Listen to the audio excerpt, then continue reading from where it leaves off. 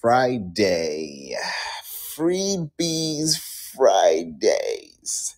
Is free really free? That's the question.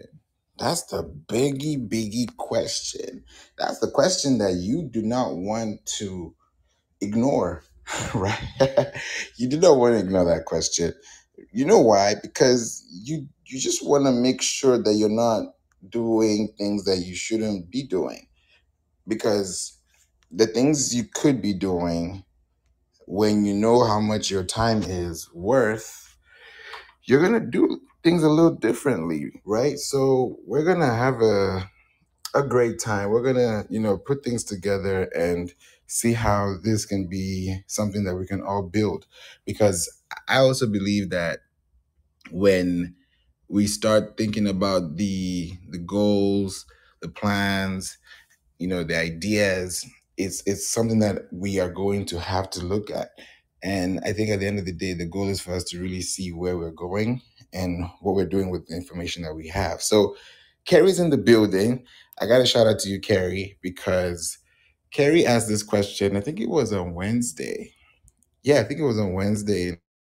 Like, it would be good to do a room on freebies. And I was like, you know what? Perfect timing, Freebie Friday. So, Carrie, how you feeling? Good morning and happy Friday. Wonderful. Good morning. I'm feeling great. Today's my son's 22nd birthday. Ooh, that's what's up. Happy birthday to him. Thank you. Thank you. It's a sunny day here in the Atlanta area. All is good.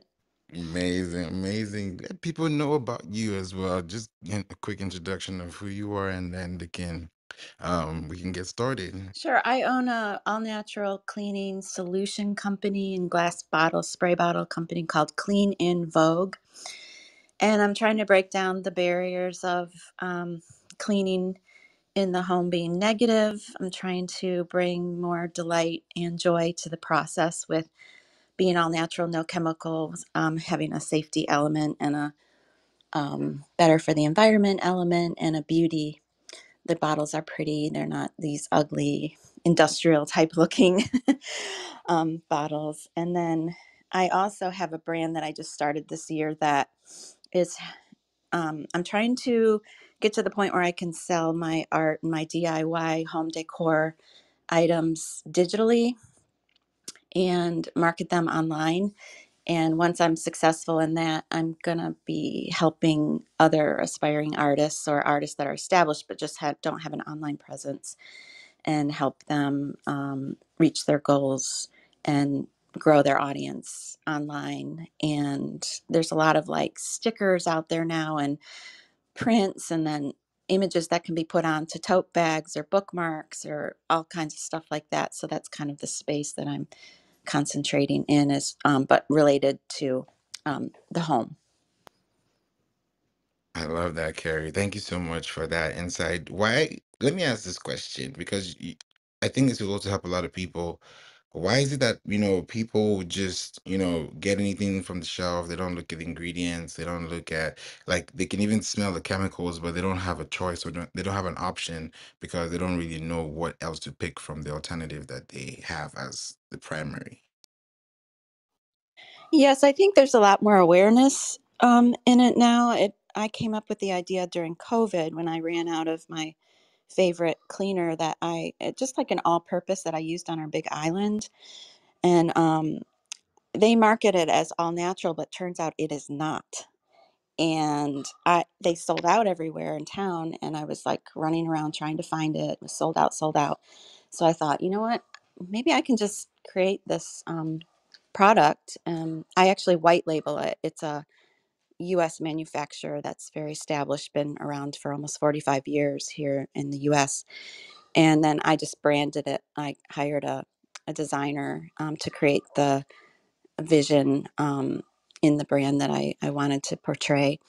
But yeah, I think like Blue Land is another company, Grove. All of you might be familiar with those. They're helping bring awareness, but a lot of them they're not really messaging in the aspect of like the feelings that you get when you clean or before you clean. And it's not even like the heavy duty stuff, it's just the little day to day. And so I'm trying to bring the positive feeling element and taking pride in your home, while at the same time knowing that it's safe for you, your children, and your pets, and anyone that comes into your home. That is so good. Yeah, 100%. I believe in that too. Thank you. Yeah, it's a thing that when I think it's when you're conscious about what you are doing, or what you're paying attention to, that's when you can really see beyond the lines of just what you're paying for. It's like a long-term effect. And that's why, when you said, let's do this room, I said, okay, let's go. Because I know the people who come in, it's Friday, people always see freebie, free. Okay, what is the value here? Is it really free? And there's so many things I was thinking about through this topic. And I was cutting it across different industries, different businesses, different entities. And I'm wondering, out of the different sections of workflows that most people go through, welcome, Adam, is a big question for you to really think and ask, okay, when I'm showing up online, is that information really valuable? And it was like a huge alert. It was like, it's really not free, because somebody paid time to spend time. And within that time that was spent, some type of currency of exchange was done in whatever capacity. It could be buying a pencil, or using a computer, or printing something. There has to be some type of like some social currency exchange, right? And when you are creating everything that you're creating for your business, and you're thinking about the long-term effect of that, it's like, okay, what can we do that we can allow people to feel comfortable, learn, and it's free for them, but when they decide to switch off free and turn on paid, is when they get to really see the value exchange. But they've seen the value in plain sight, but it's not a full experience because they don't know the full capacity or the full potential. So that free, because some people say, okay, I'm going to just give them a free ebook or a free checklist. They'll sign up. But those people who got it for free, are they ever going to buy? Do they have a buying mindset, or do they have a free mindset? So that is, and do they have a hybrid of both? So you also have to think about that Venn diagram, right? Where do they fall in line? Because when you look at all these youtube.com results, pinterest.com results, google.com results, these are all free links. If we really think about it, the Google links, if you go on Google right now and type in anything you want, you will get a link. That link is free. You didn't pay for it. You didn't have to access it. You didn't need to subscribe. You didn't need to log in.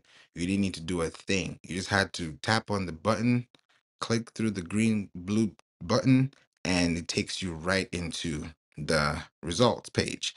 It takes you to the web page. That's free. That is the definition of free, that it's available. When something is free, if I say here free, tabletops, or here free, free napkins, or free candy, right? You're gonna see kids taking candy next month now, just grabbing all kinds of candy, right? It's trick or treat, right? So candy, candy, candy, it's free. Yay, free candy. You're gonna grab it because, yeah, you may not know the value of it because it's free, because you had access to it. But when you really think about the value or the exchange of what you're spending time on that you're getting for free, the ones who really take that free information turn it into a paid venture, because now they can inform other people about what they learned, and then turn that into something that is golden. I'll give you an example. Yesterday I had two episodes. Two great things happened yesterday that were very random, but also very alarming. which told me that, okay, something is going on. And I'm so grateful to really experience this. So I'm going to give you guys a full transparent one, some versions, two of them. The first one, I was like, okay, how is this going to happen? So the first thing that happened was yesterday on LinkedIn. Let me reverse that a little bit. The day before yesterday, I got a message from someone on LinkedIn on my email, and they had their LinkedIn signature on the email. So I checked their LinkedIn, connected with them, and they're a company that technically they do market research and they look for experts in the industry and they pay for their services or for their time. And this is second time it's happening. Second company that's reaching out to me. So I'm like, this is actually becoming a thing. They find me on LinkedIn, they send me an email, they pay me for my time, they disappear. Like this is weird. Like what's happening? So it's happened the second time. So this company reaches out to me and says, "Hey, Favor, we want to see if you're a good fit for this interview because one of our investors wants to talk to you, interview you for an hour and learn about AI and marketing and how, workplace can use it for 2025." So I'm like, this is information if I give, they're gonna make money out of this. So like that's where my head's going. I'm like, this is very interesting. Because the first time this happened, they said, name your price. I said, okay. We started it off, no questions asked. It was $1,000 an hour, and they paid it. This time around, the second time, I mean that's the price now. So I told them, hey, this is the price. They were like, oh no, our budget is 150 an hour. I said, "Hmm, if I say what I'm going to say about this platform that you're asking me about in 1 hour, and I can tell you everything I know, or that could potentially help this investor make the right decision to invest in this company that's going to produce X amount of dollars, which may never even have access to, right? They're gonna make that money back in a second. It's in a heartbeat. So I'm like 150. Okay. And then I said no. I said I'm not gonna do that. They were like, okay. So it became a whole negotiation thing. Like, let me tell you what happened yesterday. We came up to a deal yesterday, and that told me something. So I'm literally giving you like a live case study of what happened yesterday. So if you're listening to this is literally new. This is news. This is new news. Hey, Lindsay, good morning. We got two sodas, by the way. Yesterday, I was like, soda is in the room. And I was like, did soda change her profile? So there are two sodas. Hey, soda, good morning. Every once in a while, I find another soda, so hello there. That's classic. Classic. Love it. Hello, Soda. And Soda, tell us where you're from in the chat, please. We'd love to know and connect with you. Thanks for being here. Yeah, you're new. Please, please, please, please, please let us know. We'd love to connect with you as well. So, yeah, so yesterday on the phone, they called twice and I thought it was a Zoom call. So I was looking at my calendar. I was like, where's the Zoom link? And I was like, oh, it's a phone call. So on my iPhone, I have this settings where it says silence unknown callers. So if I don't have your number on my contact list, you go directly to the voicemail every time. So, hey, Lindsay, you know, let me, before I continue, how are you? Happy Friday. No, I want you to continue. I was like in the middle of all of the things just getting underway. So I'm excited to hear the rest of this real life case study. Thank you, Lindsay. Yeah, so they asked me this question. I'm like 150. I'm like, okay. I can't do that. You know what? Let's do it for 500 so that at least, because for me, it's not even about the money, it's the relationship. Because I'm looking at this thing as, okay, they've done it the first time. Another company did it. They paid 1,000 straight. We didn't even go through this negotiation. There was really no time. The negotiation happened on email. It didn't even happen on the call because they were like, okay. do you want to schedule a call for an hour? Like they were trying to push to the point where, like, if I didn't ask about compensation, I think that call would have been free, low key, because the way she did it, I was like, huh. She was like, okay, can we get you scheduled an hour? I was like, this call that's for an hour, is this call determining the paid call, or is this the actual call? She's like, this is the actual call. So I'm like, we've not even talked about you're trying to schedule me for a call that should happen after an agreement. So I'm like, huh, okay, let's play this game. Let's see where we're going with this. Welcome Michelle and Carrie. And I'm just like, okay, let's go. Let's keep going. Let's go with this. And they said no, 500. Let's do 350. I thought about it, and what came to my mind was the difference between the two calls. And that's when it hit me, and I was like, okay, now I'm coming to an actual realization of something. The first call, the first one that paid 1,000 for an hour, they asked me about five different questions. So it was like 20 minutes each segment, right? So within a 60-minute cycle, I've gone through five different, topics.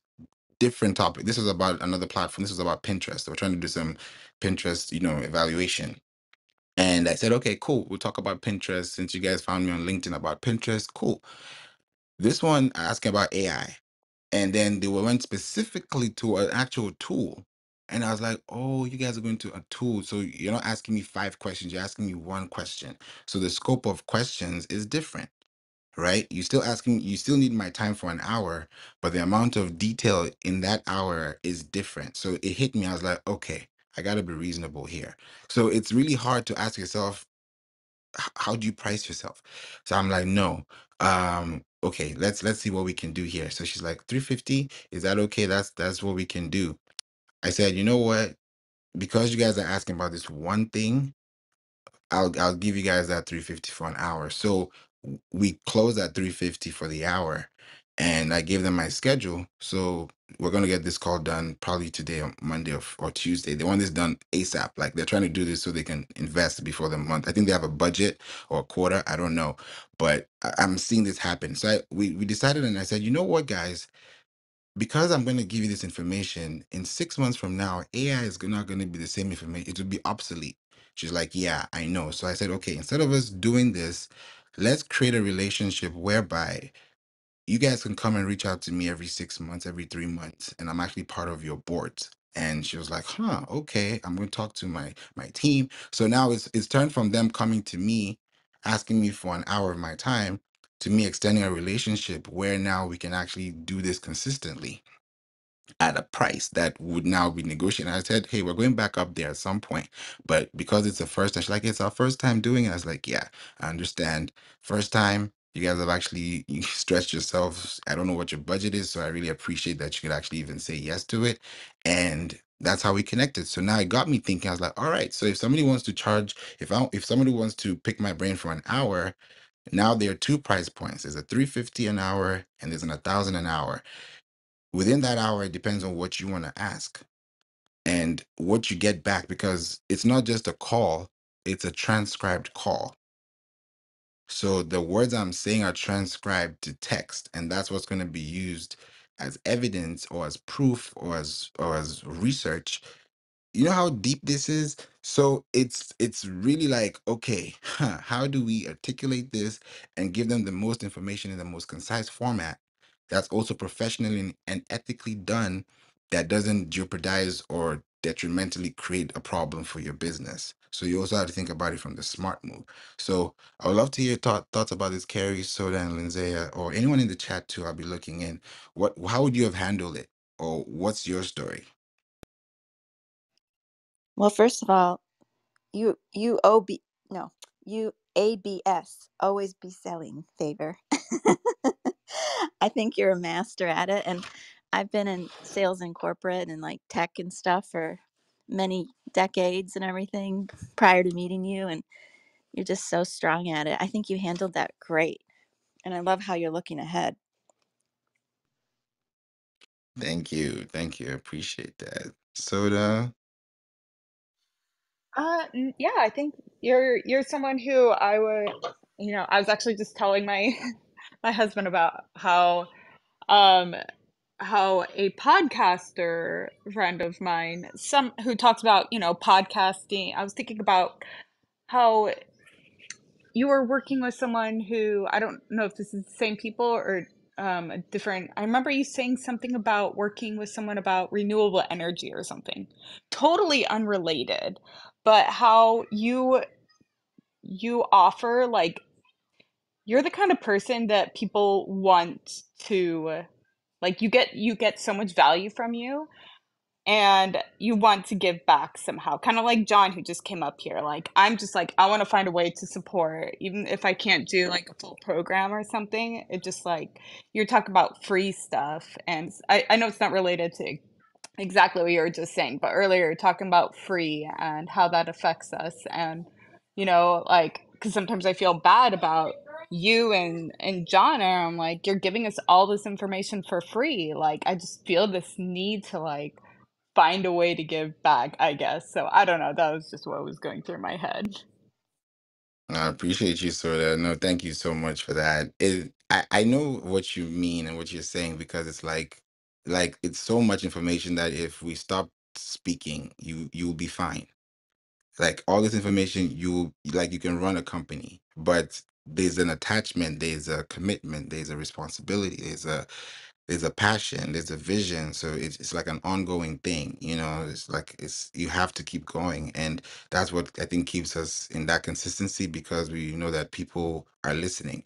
And the fact that they're listening is a responsibility for us to know what they're hearing or what they're taking in. So it's a whole thing in itself. It's not just like, oh, SEO. It's like, what are you reading? What are you watching? What are you thinking about?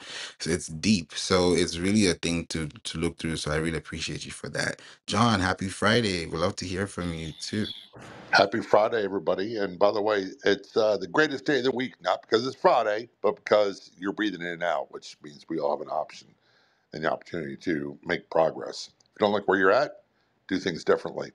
So I think the room today, you're talking about Freebie Fridays. Well, and I heard what Soda said, and I appreciate that. My goal is I try to give information that's worked for me, and people can apply it and try it themselves and see if it makes them more prosperous. I don't have anything to sell. That's quite all right. You don't have to support me. Your progress is my support. I make enough money that, and there's never enough, but I'm making money based off what I do. So I try to give what I've learned along the way. And we have some things we're working out. We give away, there are some fees. But as far as finding a way to support me financially, you don't have to worry about that. I want you to support yourself. So freebies, everything I do is free. There's nothing for the consumer that they ever have to charge for, that they have to pay for. So it's always free. And I generate revenue through sponsorships and advertising the traditional way, non traditional like Facebook performance bonus, Facebook ads and reels, and applied for Facebook ads and streams. I'm waiting for approval on that as well. And that's the combination. And that alone, if I get more people to consume free content, using the tools that you talk about all the time, the better off and more financially stable I am. So, again, I'd love to hear your input on this, and thanks as always, Favor. Thank you so much, John. Appreciate that. Yeah, it's a big thing, with free content out there, where everything we see online now is available. We have YouTube University. I just said university, and I didn't even know that Eamon was saying university as well. Like, you see how our thoughts are on the same wavelength? It's crazy. I was thinking about university because in my head I'm like, how can we build systems? Because we go to school, we go to webinars, we go for shows, we go for, events, and the time is of the essence. If an event starts 30 minutes late and you came in 30 minutes early, that's an hour gone. We don't think about those things. So it's like, if you paid for time in a workshop and half of the time was spent on how was your day, then you're not going to come back next week or next year or next month. So the attraction on the simplicity of giving people what they came for and delivering it and in an immense way that it feels like you're kind of overfeeding them, but they have enough information to take is better. Like people always say this, under promise, over deliver, right? Because you want to expand the horizon by giving people more attraction to what you're doing, because they come to you for one thing. Oh, I didn't know you do this. I didn't know you do that. But they came to you for one thing. So sometimes when we open up that door and they're able to see more, then we can flow in a faster motion at a faster pace. And that way we're able to really decode and know exactly what we're looking out for. Just like in this example with this 350, right? In my mind, I've always known that, yeah, that's where I would start from for an hour. But in my head, I was like, how will I get to that point if somebody really are they even gonna pay that? Because sometimes it's like, I don't know.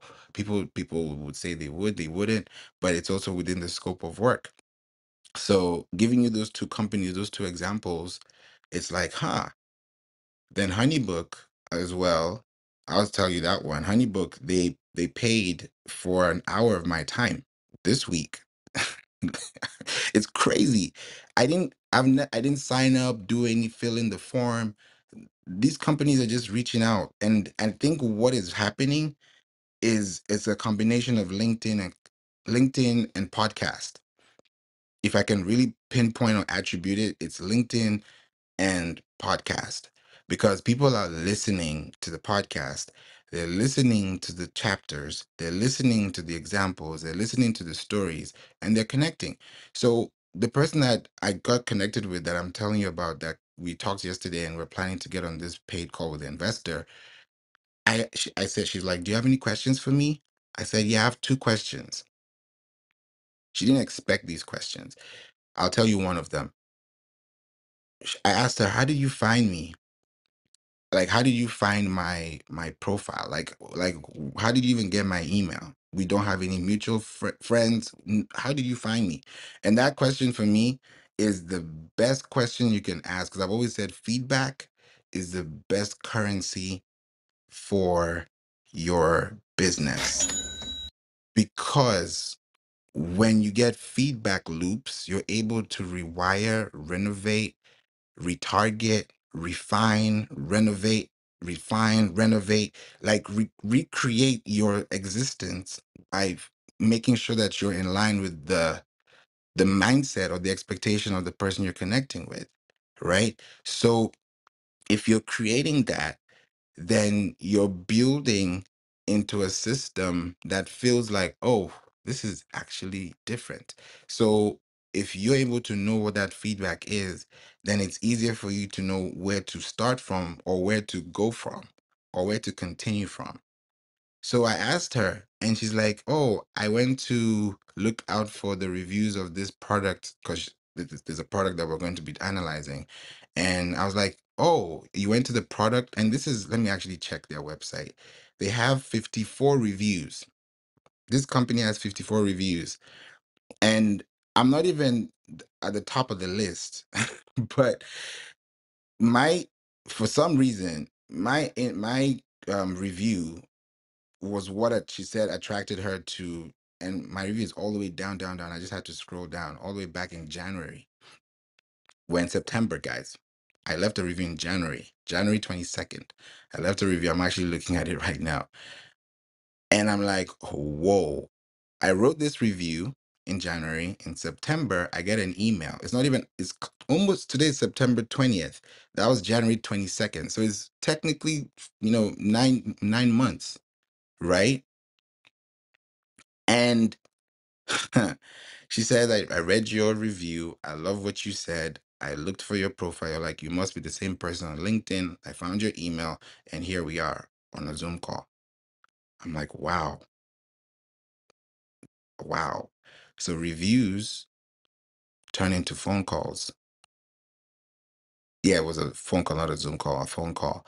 And that call has now turned into a relationship. Now we're connected on LinkedIn. I woke up this morning and she subscribed to my podcast because I was telling her about what I do in my podcast. She has no idea of who I am or what I do, but when she's heard all those things, she did her research. She subscribed. I didn't even tell her to subscribe to the podcast. I was just telling her what we do, and she just opted in. So that's first party data. I didn't ask her. She opted in out of consent. So it was kind of like a default. So why I'm giving you this story, and it's not even about the price of the hour. That's great. It's the impact that they're gonna get from the information they're gonna receive.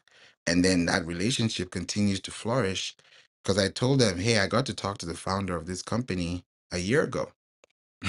And he's the one that told me to leave a review on their platform. And now it's crazy if you look back at that's why for me I just love solving puzzles, because it's like, okay, this jigsaw did this and did that, because it's tactics. Marketing is tactics. It's time, accuracy. You may not get it right the first time, but you have to keep trying. Because imagine if I didn't leave a review, would I be talking about this story today? I doubt it. So those are some things to look out for too. Lindsay, I would love to hear from you too. What are your thoughts on the whole idea, the case study? Yeah, I mean, I think the case study is definitely interesting, and as someone like putting myself in the same position, and also having been in conversations where there can be both price negotiations happening, also personalization when you're serving someone and you're really addressing their needs. Specifically, rather than in a pre-formatted or predetermined like asset catalog or menu or services or whatever that may be. Yeah, fees shift, things change, and it's also always relationship building. So when you said the ability to take something from something small and make a projection and really cast vision for that to be something that's repeating, that allows you to have a deeper vision into the business or the company, the entity that you're working with. Like, the greater clarity we have in any partnership, the better we can serve that person. I mean, we know that the love languages alone tell us that it's important to know how people want to be served, and it's best to know people. It's easiest, I'll say, rather, it's easiest to know how people want to be served when you know them better. So yeah, I loved all of that. I believe freebies are essential, and I mean that in a whole lot of ways.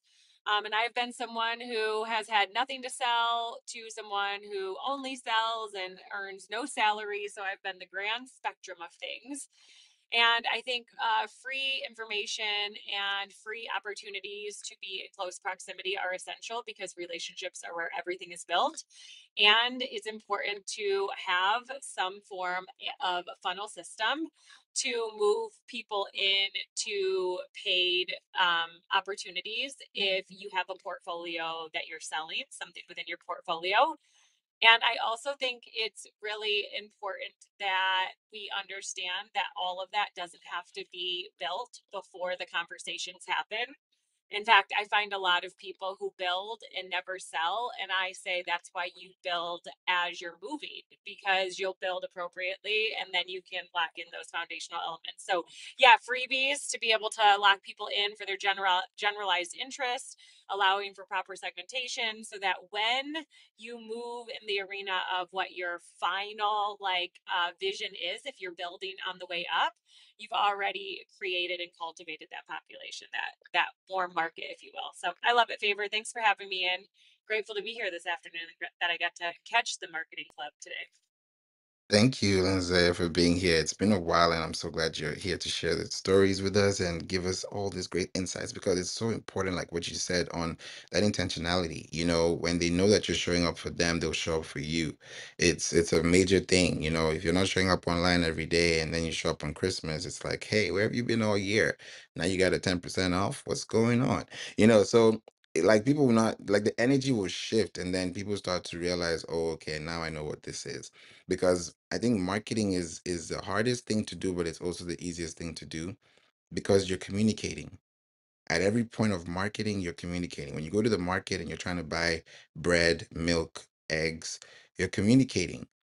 either to yourself or somebody on the phone you're trying to work it out with, or somebody you're actually with at the store trying to figure out what to get from the list, you know, you are communicating. Okay, if I get this pastured eggs instead of these eggs, what happens? You know, like how much does this cost? Is it 24? Is it a 40 crate? Like you start doing the math, right? Because you're communicating to figure out how to get to that expected budget or that list or complete everything. So you know, okay, this is groceries for this week. This will take care of 2 weeks, and we know that everyone has two eggs. Like it's very met. Like the metrics are so they're so linear, if I can put it that way, that when you look at the long term factor of the things that you do repetitively, it changes how you actually react to things. So if somebody is so used to getting free information, at some point they'll be like, when you want to tell them to pay for something, they'll be like, I thought this has been free all along. So I think when free becomes expensive is when you decide and say that this is where free stops and here's where paid starts. And that point is like a thin line. And you also have to define what line that looks like and what it feels like. Because someone will feel like I've been getting these templates for free, this, you know, books for free. Now I got to pay $5 to get access to this information that I got access to for free 3 years in a row. You know, it starts to change and you start seeing people drop off. People are like, oh, here we go. I don't, and then you wonder why they'll pay for Starbucks, but not pay for $5 knowledge for a month. Where priorities lie. Everybody has their, I mean, there's something in SEO called YMYL, your money, your life, right? And you do what you want because you earned it, right? And then how you spend is based on how you want your lifestyle to be. You only presented the offer, you're not forced the offer, right? So the approach is different. That's why it's inbound or outbound marketing. You choose the way. For us it's all inbound. We got an email, we get a call, we didn't reach out, we didn't run ads, we just do thought leadership, just have conversations like this, communicate, like be real, authentic. I think it's the easiest way, to be honest, because I feel like all those marketing jumping off the cliff, it's a lot of stuff going on. I just want to make the message clear. And I think that's what most people want. Yeah, the dramatic effects and animations are great, but I think if the person misses the message, they miss the whole point. And their time is wasted, and that's something that you can't give them back. So those are some things I always look out for as well. So I appreciate that as well. Amen. We'd love to hear from you too. What are your thoughts on free? Is free really free?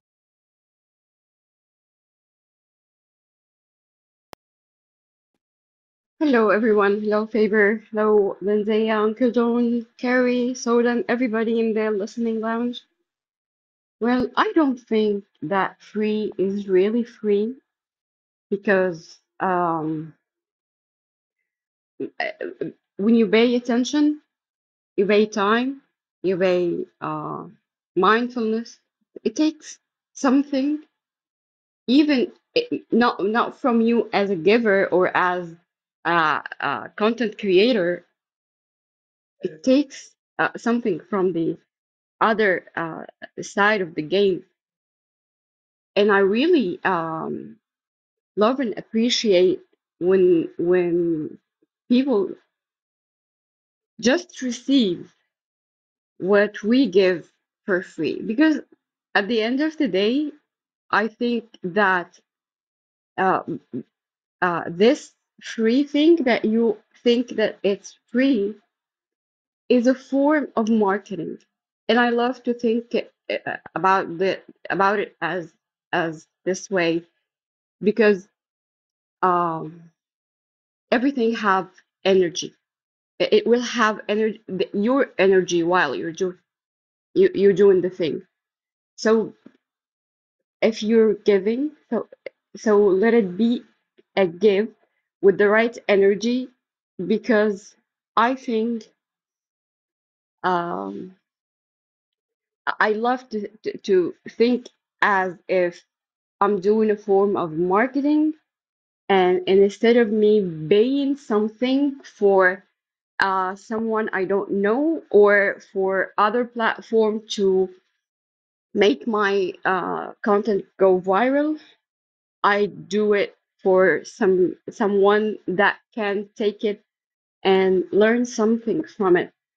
I don't think at all that we are creating this content. Either it's you're giving it for free or not, but I do have the appreciation for the time that people give to read your content, to um, engage with your content. It is meaningful, and for me, because let me tell you this: we all have benefit in way, shape, or form from free content. So it is reciprocated. I think we're we're putting content out there because we have used someone's else content, and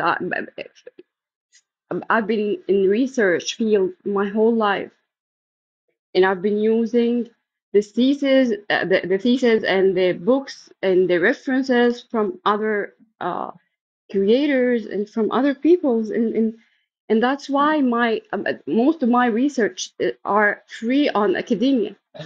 I got mails that your thesis has been mentioned here and there, and I love it. I I I I think that it's what you leave out for the world is not only the money in the bank, but your knowledge, your information you're giving to the world is a form of credit. This is your um, this is the account that you have, the real account. That's for me, and I mean, and maybe this is not going to be right uh, for everybody, but that's just my opinion. Favor. Back to you, Jerry. Thank you so much. It's a big one. I think when we all think about the value that we're getting and we're giving and we're building, it's not just it's not just the factor that, oh, it's free. Like, here's a free Google course.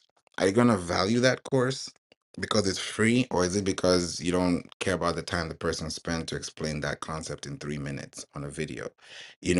There's so many values and things to attach and to build in, because you have to also look at the bigger picture, right? If it's free, sometimes people ask, what's the catch? Like, when they hear it's free, they're like, is it really free?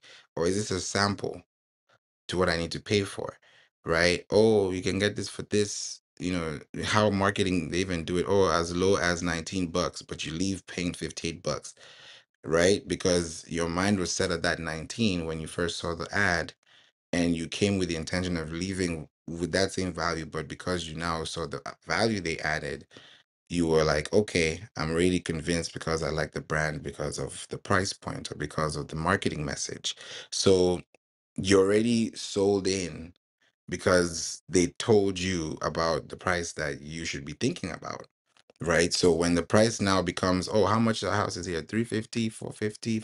Like, you're already knowing that. So when you're actually spending that money, you're not resisting the mindset to pay whatever amount, whatever percentage, because you've calculated your debt to income ratio, you've calculated everything you need to calculate, right? And now you come to a decisive measure, and you're like, this is what I want to do, right? Because I got all that free information. I went on YouTube, I asked for advice, I talked to people, I went on Reddit, I did some research. Like, you're always constantly in research. And then it's free information you're getting. By the way, imagine if you were going to pay for every new information you got. How much would you pay for? And how much would it be worth your time if that free information was paid? Would you pay for it? Most people have to ask themselves those questions, because when you're paying for free things that should be free and they're paid, then you've either paid with your time or you've paid with some form of currency that has established or evaluated why you spend that amount of energy getting into that specific thing. So if it's free, it should be free and it should be done in the right way. I'll give a very good example on this. A report, and LinkedIn does this a lot. If you look at LinkedIn companies, they do this a lot. If they have an 8-page report, they're going to open the first 2 pages and they'll tell you to unlock this full document, leave your contact information because it's a report.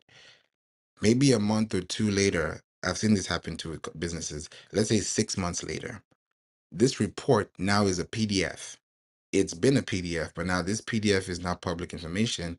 And now they've created a PDF on their webpage as free information as a report, right? Now, in phase 1, you had to pay for that information. It's a free report. Download this report, right? It's free. But in exchange for that free report, they're going to ask you for your contact information. So you're not really paying in currency, you're paying in data, right? So that information that you're getting back, they'll say, hey, do you want this 2024 report? Here is the information. But before you do, we need your email, right? You can unsubscribe. You can always say that, right? But how many times do people subscribe and unsubscribe, right? The rates are very slim. So when you see them do that, and that's the same free information 6 months later, I can just click a link here and here's the document. You really ask yourself, okay, how do people measure success and what is really free, right? Because you didn't really pay for it. We just got your information back, right? So if it's free, how can you evaluate that freedom in choosing the right information that you want to receive? And then you can use that information as a tool to now get people to pay for what you're doing, right? If I give you a case study, if I tell you this is how business operates, this is where we're going, then that information is valuable to you. Like this information I'll be telling, this company when I talk to their, advisors and I talk to their investors, and they don't know me, I don't know them, but we're match fit for this conversation in context of this hour. So now I can actually give them information they're looking for, and then 6 months later they can come back and we can talk about it again. So it's free information they're getting initially, but now they have to pay for the information because I told them something for free in a 15-minute call. They were like, oh, do you know about this platform? Tell us about your background. What do you do? Like, just regular questions. So the answers I was giving them was just check, check, check, check, check. And then now it was time to ask more questions. And I said, hey, before we proceed, we need to do this first. Because imagine if I just say, yeah, let's get on the call. Yay, 1 hour. My 1 hour is gone. They have data, they have insight, they have intel. I leave lost an hour and lost money that I can't get back. So it's those things that you value and you ask yourself, why is it free? Like right now, I do 15-minute calls for free because I know that if we're going to do a 45-minute call, then that call will change how you process business or do business for the next 45 days at the very least. Because you're going to start doing things a little differently because you're going to start working with a different operating system. So I've split it into 15-45. That's why in this workshop, you can either, have a 90-minute, group call and we can all be on the call together. And that could be $47 of your time for 90 minutes. You get to replay. Everything is cool. But if you want an extra 45 minutes with me, then that'll be $497 plus the access to the workshop that you're in so that we can have that 45 minutes together extensively it's like literally going behind the scenes of a workshop and then drawing the curtains and actually like getting the work in on a one-on-one scale. That's a different way because people say, okay, we're done with the workshop, we need more time. That was what happened in the last one. And I said, okay, if this 90 minutes is not even enough, how can I stretch it to the point where people can still get value, but now it's personalized, it's customized, it's actualized, it's realized. And I said, okay, we can speak for 90 minutes, all of us, but if you want extra time, here's 45 extra minutes that you can have. And that 45 minutes plus the 90 minutes you have, both recorded, gives you a total of what? What's that? 135 minutes. So you can use that now to create that. You have an AI report, you have all the tools, you have all the links, you have the budget, you have the workflow. Now you can enjoy your holiday because you actually have a system you can work with. That's why I'm doing workshops at the end of the year, because I think it's a great way for people to get ready for the new year so that they can also capture data now, so that by this time next year, they can look at a year over year calendar or report card, and they can actually think about 2026 from 2025. I like to think far ahead. So that's why I'm doing these things consistently here. So I really love that, we're able to talk about this freely. Freely Friday as well. I wanted to welcome you, Pierre and Miss Andrea. Pierre, we'd love to hear from you. What are your thoughts on the topic? And then we'll come to you, Miss Andrea. Hey, Favor. Good morning, and good morning, everybody. Free is free really free? I think I'm going to speak from this from my experiences from analytics with working with clients. And from what I'm seeing also online, I think if you are any level of an entrepreneur, I think the battle between figuring out what to offer for free versus what the offer that's paid, that always shifts over time. The analogy I like to give is like for automobiles, for example. There was a time where cars didn't have airbags, where actually it didn't even have a right hand side mirror. I remember that as a kid, but eventually that became those became standards. They actually became requirements, really. But it also became things that people would expect to see over time, which means as they're using something, things change. And I think for whatever you're offering, whether you're in real estate, whether you are a coach, maybe something for mental health, everyone here has some exposure to tech and what can offer the customer expects to have. I'm getting a red band here. Give me a second. What they expect the customer to have, or that the customer expects from free that is a benefit to them, versus what probably you should be charging for as far as the process or service, and that does change over time. I like what Favor was saying about in his course about planning ahead. I think if whatever is you're offering, the onus is on you as a entrepreneur to kind of think through, a little bit about what your customers are seeing. The simple things that they can do. I usually divide it this way, if this helps a little bit. If the customer is asking for a definition of something, I usually do that for free, or usually just explain it very quickly. So, for example, let's say, if Carrie came to me and said, "Pierre, what is web analytics?" I don't mind having that as a quick conversation. To be honest with you, most times defining some, I mean, those are things you can probably do through a Claude and OpenAI or ChatGPT these days, but um, realistically, that's not something that's really going to. It helps the customer know what they're dealing with, and it can might help them a little bit, and it sets you up as being sort of the knowledge base a little bit. Now, the part I think you should be charging for always, if it's a process, multi-step, something that requires several steps to deliver. That's the stuff that sometimes we have to question a little bit. Um, and those and what I think the challenge is always that there may be some things in that process that might be a freebie, versus things which really do require you to charge. And I think that's the challenge I think everyone faces as an entrepreneur, because the goalpost for whether something is free versus something that should be a paid process, sometimes that changes, um, and it's changing a lot more often. I think with AI, the challenge that people feel right now is that there's just all these things I can do with it. AI is wonderful for content. I think that's the part that people are getting excited about, but no one ever asks for more content. It lets you get some things done in a productive way, but you still need to know how to evaluate the response, so that way you're not getting gibberish, and you also have to kind of know how to set up your prompts in some way where you can do it effectively. I think that's the part that um, that can get confusing. But don't get discouraged. If you're an entrepreneur, if you've only been in business now for a few years, don't get discouraged by it. Like, oh, it's going to take me out, for a while. Business owners are wonderful, but but they don't always pay attention to every shiny new bauble. At least they shouldn't. Um, so I think the challenge is always figuring out how to adjust what you provide. I think what Favorite brought up is the whole idea of evaluating what you're doing at every point and rethinking it becomes a big deal.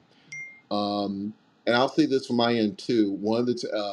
I would say also be careful of customers when they are um, don't treat customers as they're being dumb just because they don't really know everything either. I'll say that very quickly.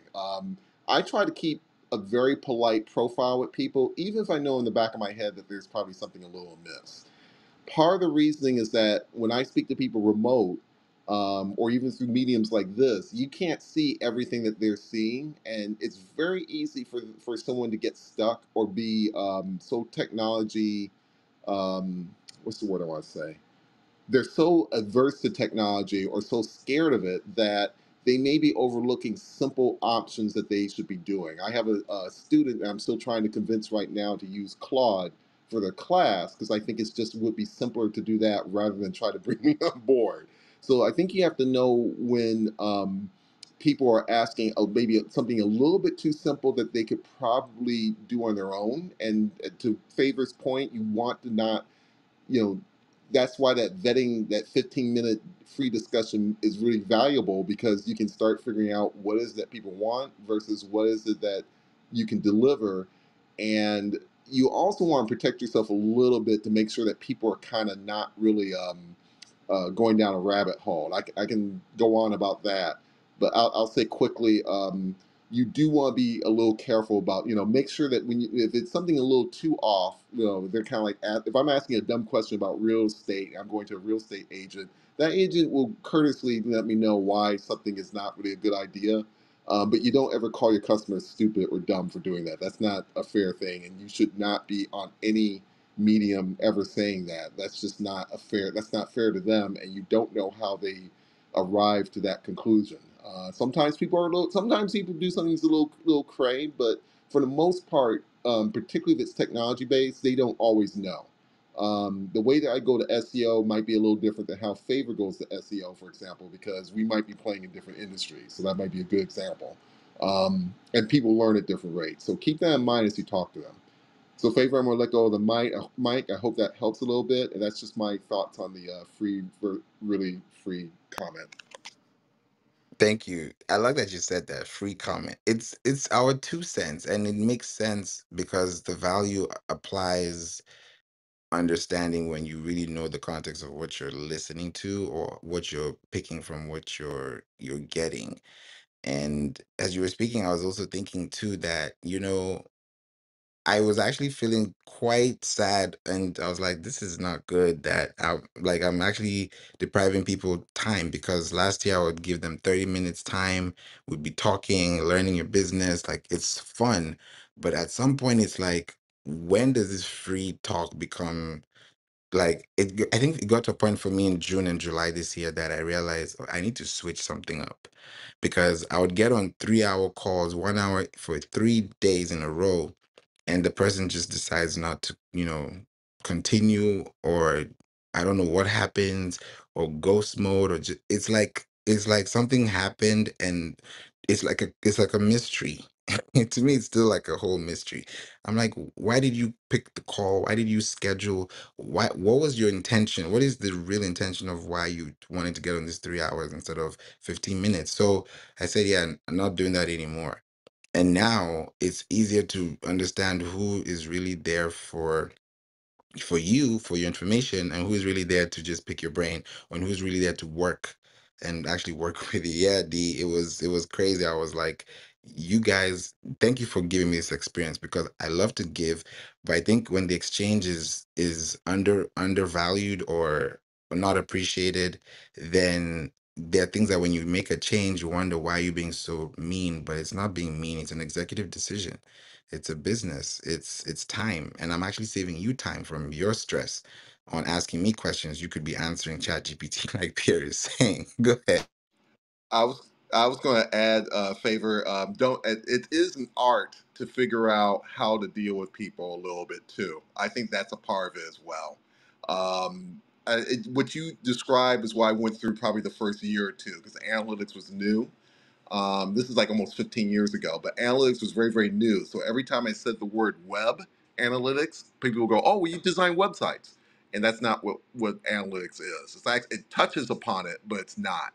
But like I said, it's an art, and I would say good for you that you figure that out too. It just takes a little. It is a little bit of an art to do a close with people, but I would say definitely you hit the nail on the head about time. If it's running longer, if any time it's running longer than an hour, you have to really ask yourself what's going on here, basically. Um, and there are some people that may not be, I'll say this politely. There may be times in a sales process, people drop off for a lot of technical reasons. Sometimes, if it's small business owners, I would suggest to everybody in the room, keep in mind that there can be a flood of things that have very little to do with business. I've lost a client because they had a drinking problem one time. I lost another client once because they really had actually, I've lost maybe three clients in 15 years from different family emergencies that have popped up. So those sort of things do happen a little bit. And that kind of colors the what would you do for free um, but what would you it colors your decisions on what you would do for free because if it like I said if it's something simple like a definition I think that's okay to have that conversation and just kind of it can establish a good thing but if it's something that's processed that that has multiple steps that's when you need to take a step back and start asking why is this here and I think it takes some repetition to understand what normally comes up as a standard question that you don't mind doing, like at a conference or networking, um, or if it's something like something where and hear that there's a process to it, and you're like, okay, we need to sit down and frame what the things are that you need to have. So I'll say that there and leave it there to let others speak. Thank you, Pierre. No, I appreciate that. That's so important to look at. There's so many things to unpack here, and I'm glad that we're here talking about this because it's very important to ask ourselves about the time we're investing in ourselves, in people, our energy. Like sometimes I don't even want to pick up the phone. I'm like, I just got off a 2-hour session. What's going on? Like you want to breathe because you feel like you're pouring out into everybody, you're giving into everybody, but who's giving back to you? Who's pouring into you?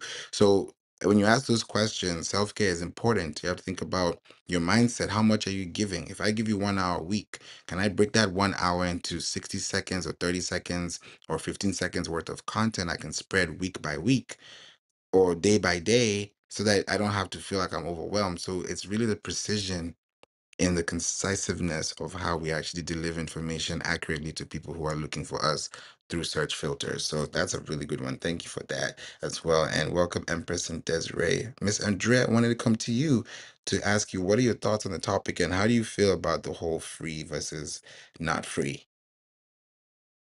I just feel the topic itself, I just think nothing is ever free. Um, for example, I just speak about my experiences, either it's shopping or a retail store that's on Instagram, and they will say at this person to get this free thing and blah blah blah blah. And I feel like it's just a gimmick to actually drive obviously the traffic to their page and an incentive for them. I don't know if anything is ever free. There's always that how can I say blind spot of something. There's just something in the middle that's just it's never clear. And when you get there, you need to do different. You need to jump all these different hurdles and stuff like that to get that prize. So I'm listening, but I've never really got a freebie, And I think sometimes I just think it's a tactic to either get more clients, more traffic, all of that, and sometimes it's business, isn't it? It just feels like business is a money making thing as well. That's just the way I look at it. unfortunately, due to experiences and watching how people do it. And that's it. Mm, that's deep. Thank you. One of the things you said too is how you've experienced it, because everyone experiences free differently. And when that free turns to paid, are they going to feel comfortable switching, or are they gonna is it going to be a fight or flight moment? And we don't know until we end up in that free zone or in that free place, and we're like, oh, okay, if I paid for this, then this happens. I've heard this term before. Cheap is expensive. Right? Cheap is expensive. And what you define it to be is how you define things to be. So when you decide this information is cheap to me, or it's not valuable, or it's free and I'm not going to take it, then somebody else might take that information and start a business. And 5 years down the line, you'll be wondering, why didn't I start the same business? Because you thought it was free, but it was not really free. You saw the free value, but you didn't see the actual value in the free product that you received. So everything that you're given to is there's value in every single thing. But I think the word free is thrown around because it's like, okay, when do we turn it from free to not free, or paid, or not paid, or VIP, whatever it is, those things are great. It's aesthetics, it's cosmetics, it's all the goody stuff. But I think at the end of the day, it's what are we really leaving behind? And when you turn on that camera, when you turn on that microphone, what are you saying, and who's receiving it? And if they're receiving it, why are they receiving it the way they're feeling? Because of how you're able to express it to them in an authentic way. And people can tell. The more you talk, the more you speak, the more you say things, the more you ask questions, the more you, at some point, people will be like, yeah, we can figure this person out without even blinking, because people are experiencing these things. So you have to show up authentically, because somebody will show out and show like, hey, no, not this one. Or yeah, this is the one we should go to. So it really depends on you as well. So thank you for that, Miss Andrea. Wanted to come to you, Desiree, and then come to you, Empress. Desiree, do you have a question, contribution on this topic? Feel free to let us know. The floor is yours.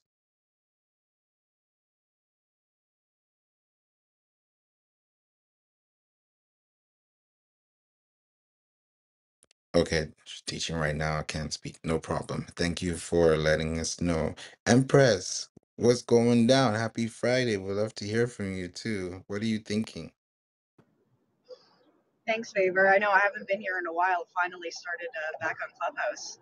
Um, I think one of my thoughts on freebies is kind of a little bit all over the place for me. I think a free sample, or the idea of a free sample, um, is good. Lets people try something to see if they like it or if it works for their lifestyle.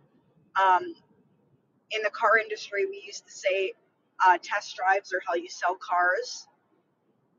So a lot of times you'll see car dealerships giving out like $10 gift cards or something just to get you to test drive a damn car, because they know if you drive it, you'll buy it. And it's about experiencing yourself utilizing that product or service. Now, in the service industry, that's a little bit harder to do because you don't have like a physical product to sample.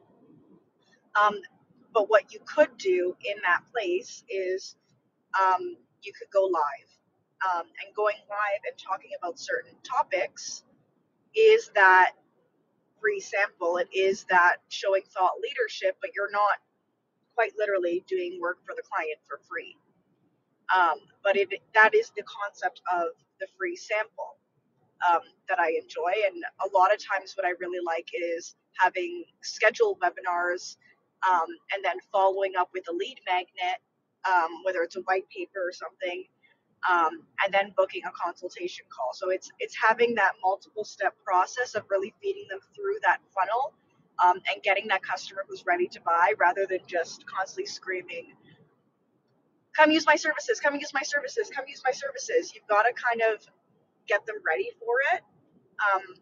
Because even if people are in the market for it, they're not necessarily ready to pull the trigger, and they don't know to pull the trigger with you. And that kind of gives them that confidence and that trust in you to go ahead and do that.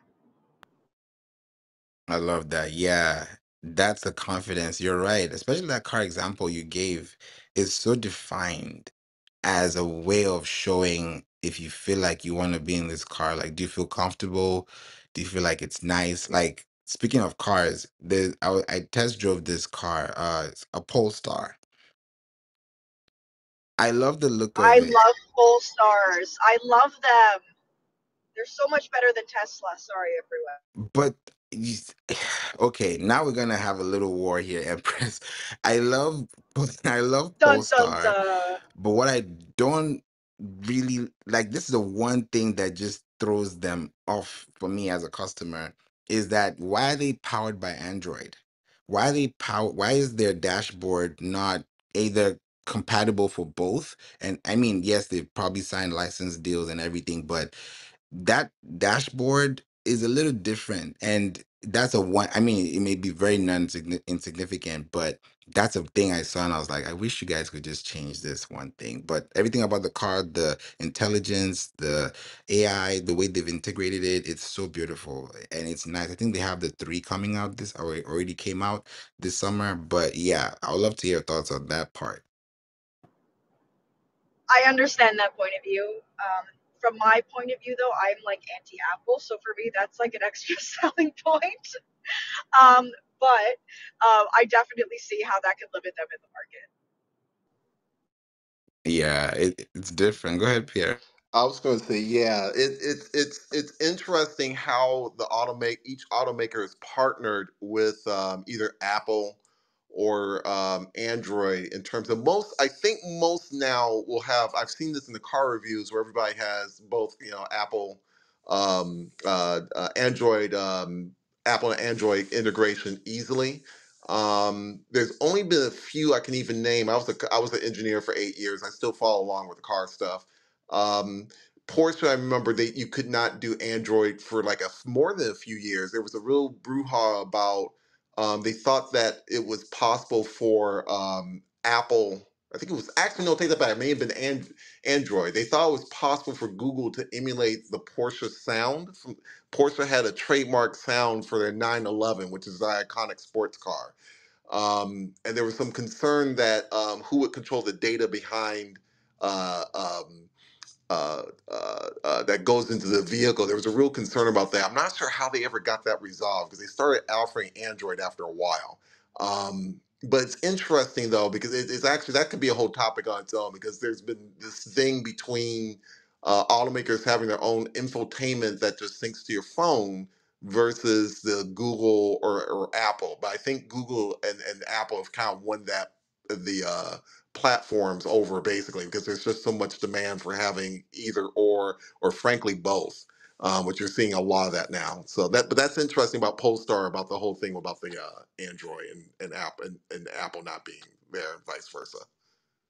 Yeah, it's a whole thing. It's a whole thing. And I told them, I was like, this is how I'm feeling, guys. Like they were like, oh man, we can't change it. But I was like, this is a reality, and I'm hoping that they can listen to the consumers a little more. And yeah, I think they're very huge, somewhere in Europe. I can't remember the name of the country, but there's a country in Europe that really, I don't know if it's Germany, but there's a country that they really, really use this product. It's like their Tesla or their Toyota in that country, which is really cool.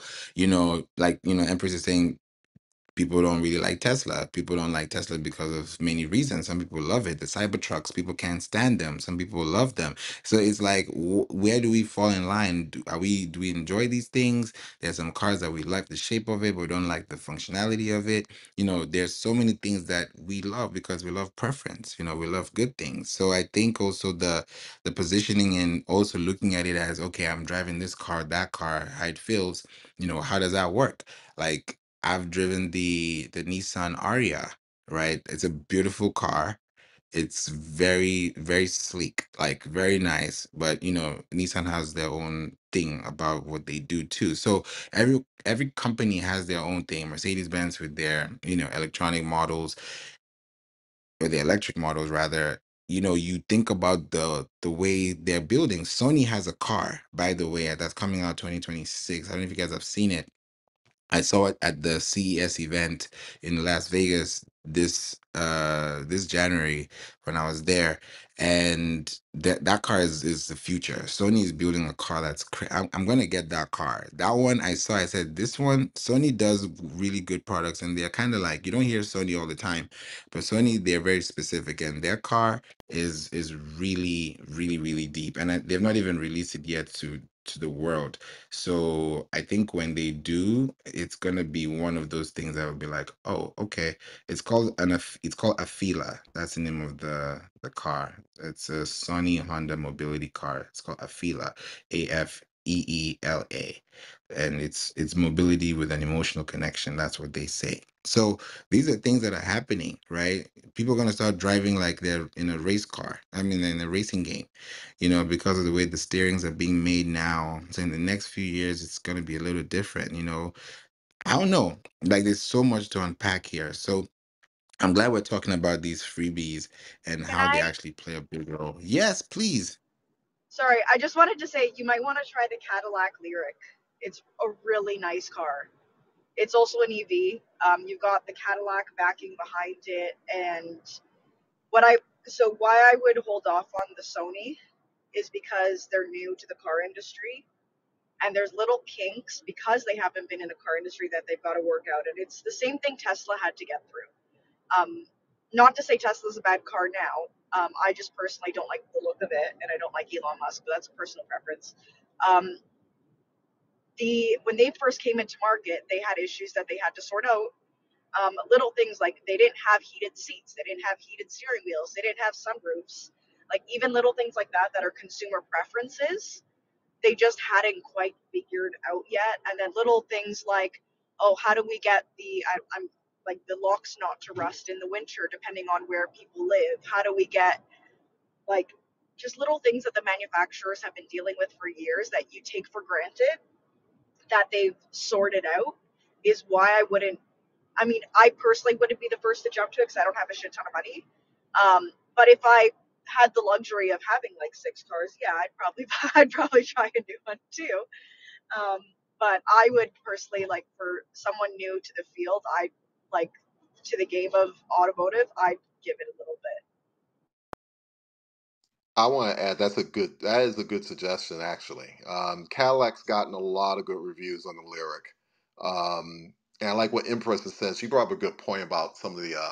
I'm not knocking Sony. I think it's kind of hard to knock at them, but she's actually right. There's kind of a the car automake every automaker is going through a transition. And I think even the best of them, GM had a really rough time with the Chevy Blazer at its launch. They had to actually redo the launch basically because there were some problems that they had with battery, and that was a big deal because that platform, if I remember correctly, is shared with a Honda.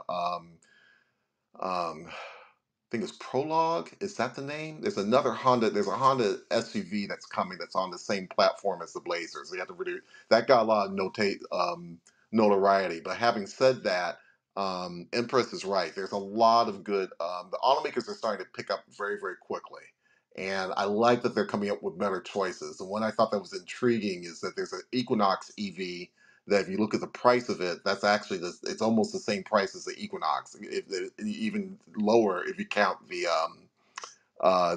tax credit. But there's a lot of good options out there now that are coming that I think that are worthy of time too. So I'll land there. Huge. Thank you for that. Yes, Carrie, please. Oh, thank you. I had a few thoughts as I was listening. I have a friend that used to work for Maserati, and back to freebies. He was like in charge of sponsorship for corporate. And so he would go to the dealerships and they would create an event, and then he would go out and find a like, you could call it a collab or collaboration with another brand. So he approached Bose one year and struck a deal with them where they would donate their headsets, like their earphones, and then they would market the event at Maserati to get people to come in to do the test drives, where they would get a free headset of Bose. So Bose got tons of exposure, and they replicated it in different cities, and it was just this huge success. But when I was thinking about freebies, I I'm my own marketer for my own company. I had hired Favor a couple of years ago. He's helped me a lot. But I was thinking of like assets, like, and I know everything is an asset that we give, even time, like Favor was talking about earlier with his time. Um, but I would love to explore like different assets that we could use or that have been successful, such as like I listened to this one podcaster. She's gave away a free audio file that was like a walking meditation, and then she would reference it all summer in her podcast episodes. And um, the other thought that I have about freebie assets is that I understand that you want to make them like so super super good and valuable that when the prospective customer experiences it, whether it's an ebook or an audio file, whatever that asset is, that they say, "Oh my God, this was amazing." And so therefore I just imagine what the purchase product would be if I decide to move forward with purchasing their course or whatever it is that their main ticket items are. And so I don't, what I struggle with most as a business owner is how do you know that it's going to be that juicy? And it's really hard as a business owner because we're so close to our business that sometimes we think it's really great. But so do you guys find, those of you that are practitioners, marketing practitioners, find that you test it out and like ask, a bunch of people like, what do you think? And like get feedback. And then it's just hard to find the time to give a new freebie every month or every season and to do that. So are there any kind of best practices? And then I had one more comment about the sales thing, but I think it's a little off subject now. But if we have time, I would love to share. When you guys were talking about spending time with people and them going silent on you, or you don't, you meet with them over and over again. I have some really good from my sales experience um, things that you can ask them or mention that will help you cut that time much down significantly. Let's talk about it. I, Well, so I would always ask, like, what is your criteria? And so you go through and you have this nice exchange between you and the prospective customer. And sometimes you close it and it's kind of a natural progression.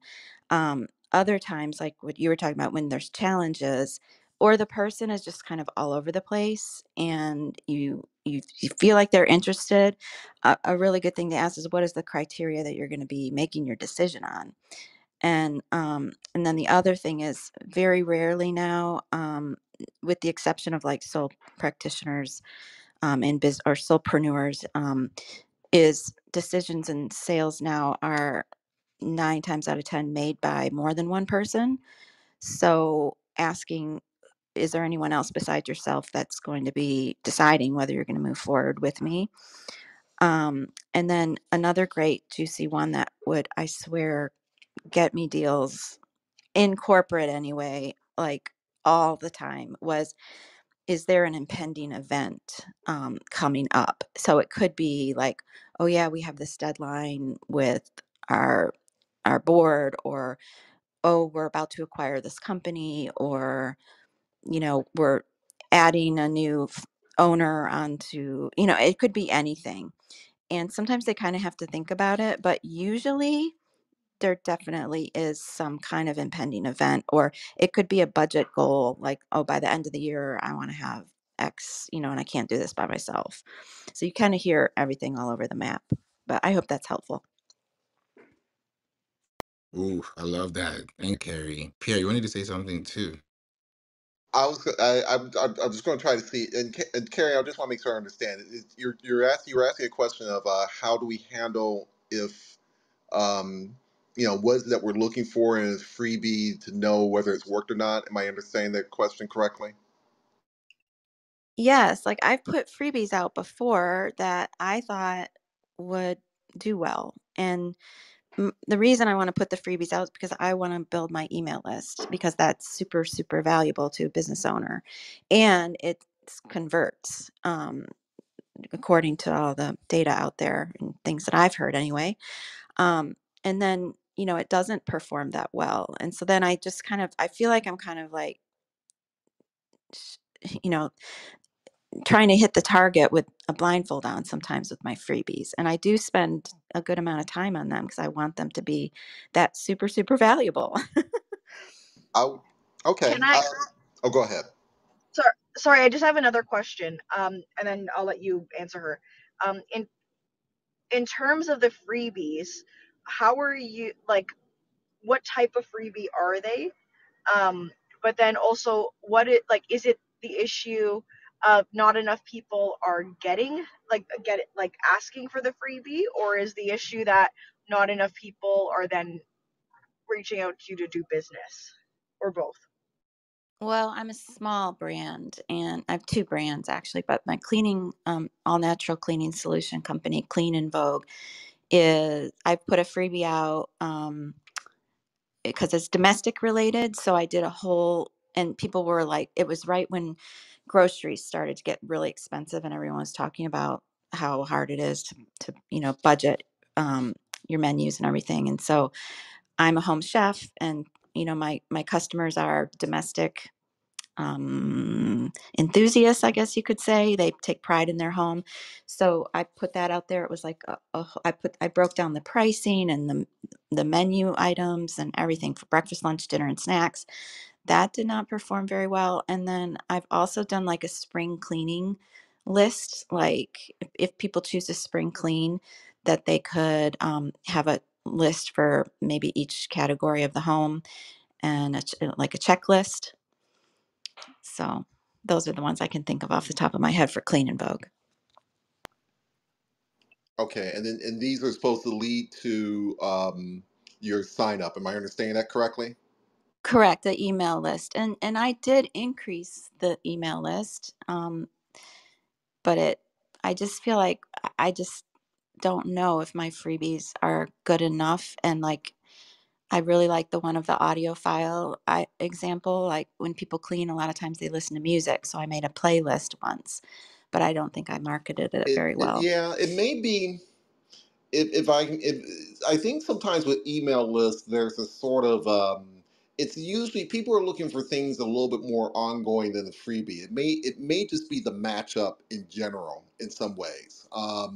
It's not impossible, but it a lot of times when people do the emails, at least from my experience, there's usually this promise of if you follow my page or if you join our email list, you will receive more information, bit by bit by bit by bit by bit. Sometimes the freebies can be a little difficult because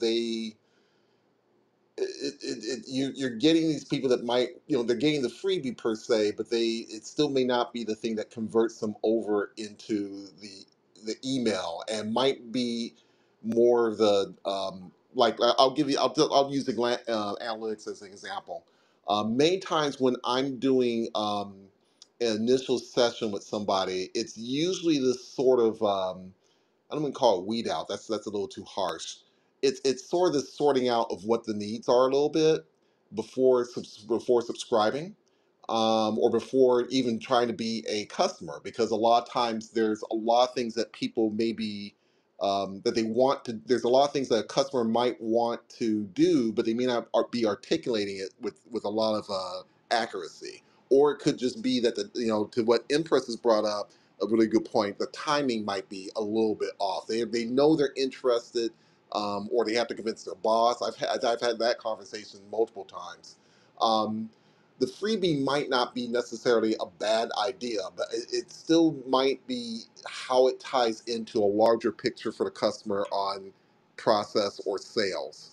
And I'm not saying that you haven't done that necessarily. It still just might just be, it might just be sitting down and maybe thinking through and saying, hey, um, uh, this freebie helps accomplish this step, but is it a step that's part of a larger picture of something that the customer is trying to accomplish?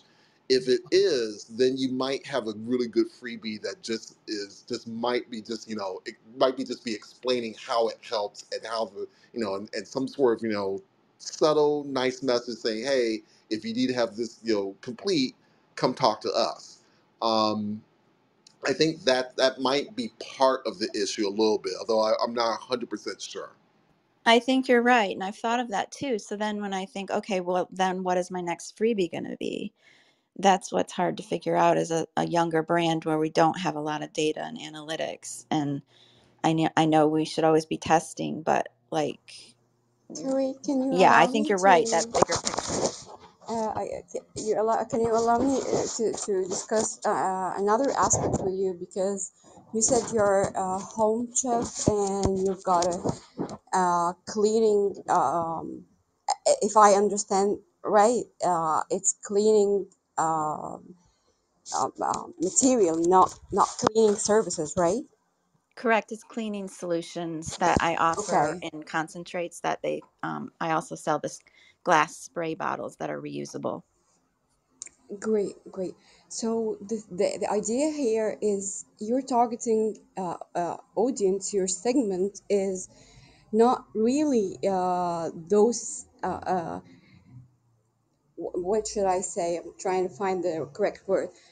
Not male focused segment. They will be focused more on having like samples of the solutions that you give. For example, you can, if you have a website or shop out there, that you can give extra sample for some material, or you make your giveaways or your freebies like different, because in your industry, basically, um, most of stay mom homes or stay home moms, sorry, even if someone works all the day or something, we're not going to be focusing on opening our emails every single day or every other day. If you got my point. So you are in an industry that is not email marketing focused. You want to use more of Facebook ads or Facebook announcements, more of, if you buy this, you got to try both of these and this for free. Things like from this standpoint of view, because uh, it, everybody scroll on their Instagram, on their Facebook, but not everybody opens their mail every single day. You got. I hope you find this a little bit more clarifying of what I'm saying, because I'm speaking from another aspect, which is whereas I'm a business development consultant, so uh, my job is find the solution.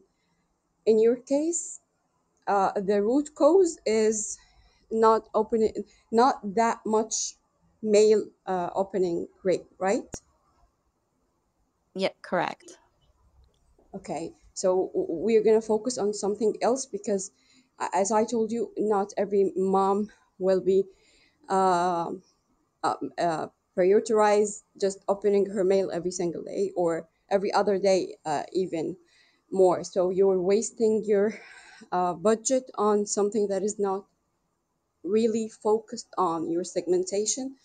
Should be more of Instagram and Facebook, if we may say. And because you're domestic more, you're gonna be easily have that geolocation segmented right in your area, and samples in your case are gonna convert much more than mails or and if you think about it, put the budget that you put in the email marketing in creating small packages, small samples, and it will. I guarantee you, it will function much more higher than the email marketing.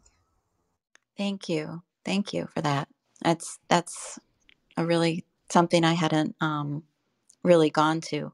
I have given away in person free samples, but I have a trial size I don't want you to starter give kit with just samples. product. I want you Yeah. to give samples with something you really sell, because we don't want you to waste your budget at all, but buying something and have another product with it as sample will convert to the next time I will buy both of them.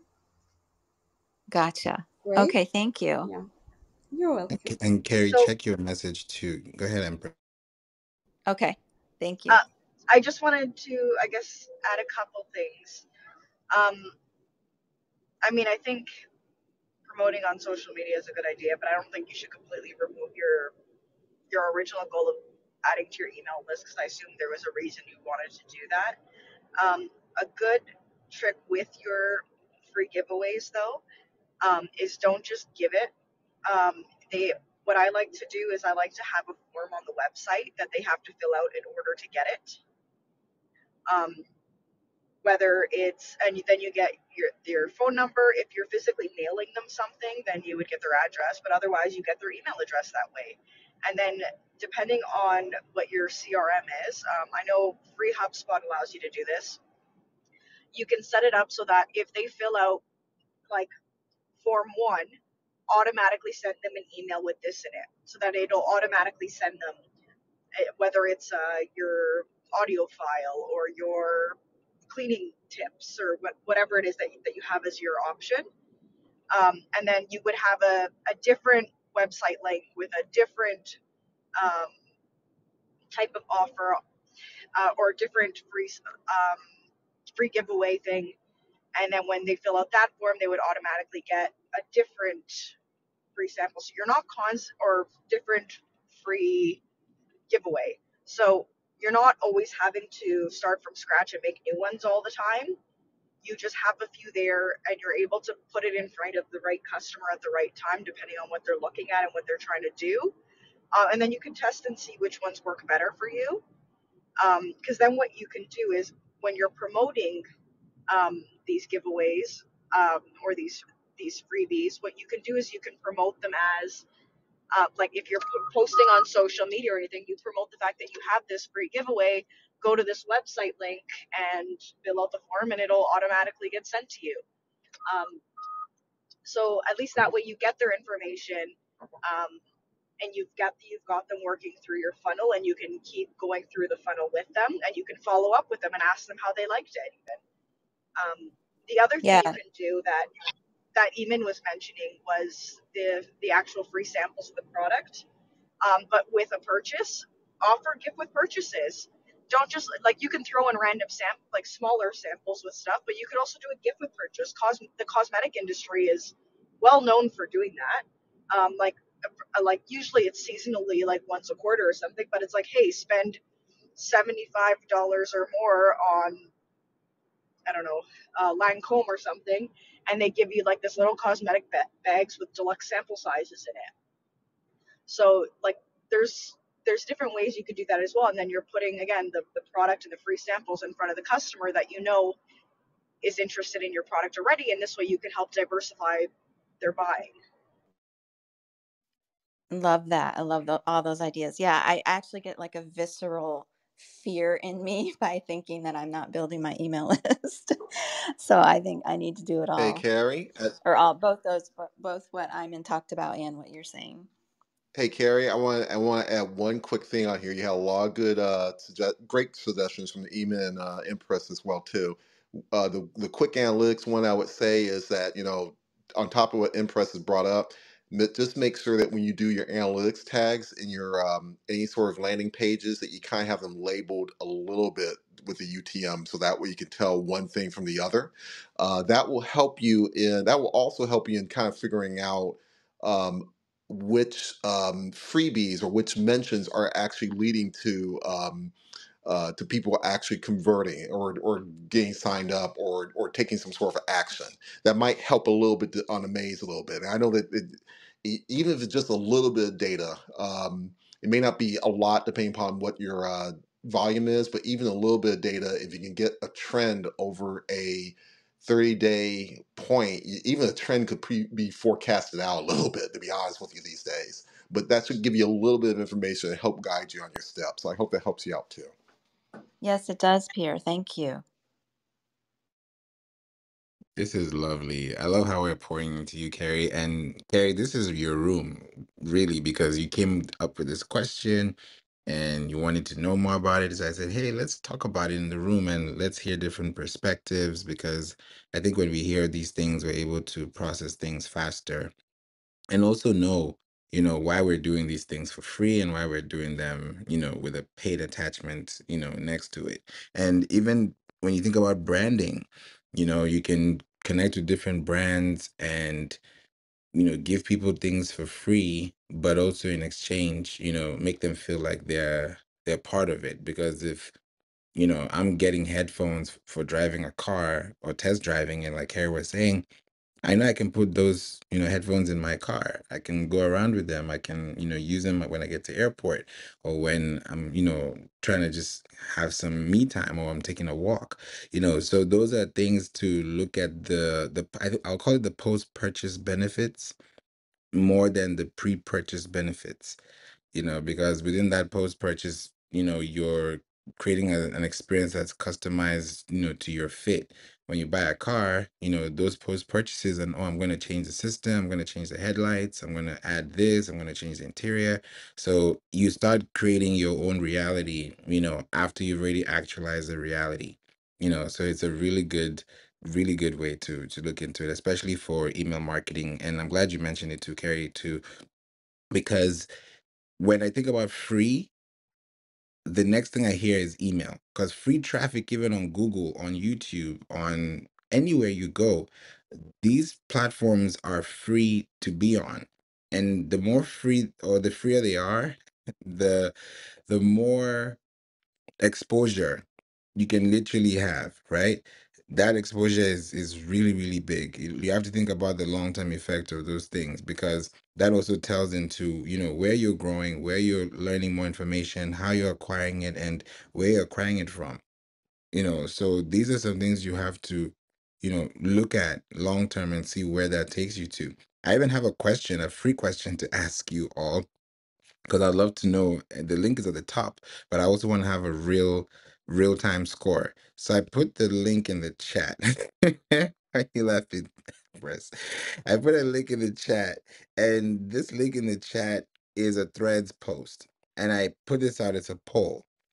Please go into if you have a Threads account, click this link in the chat and let me know. The question I asked in there is, what workshop would you attend if you wanted to learn something new? And there are four options: SEO workshop, email marketing workshop, AI workshop, or podcast workshop. So I did this thing like not too long ago, about 2 hours ago.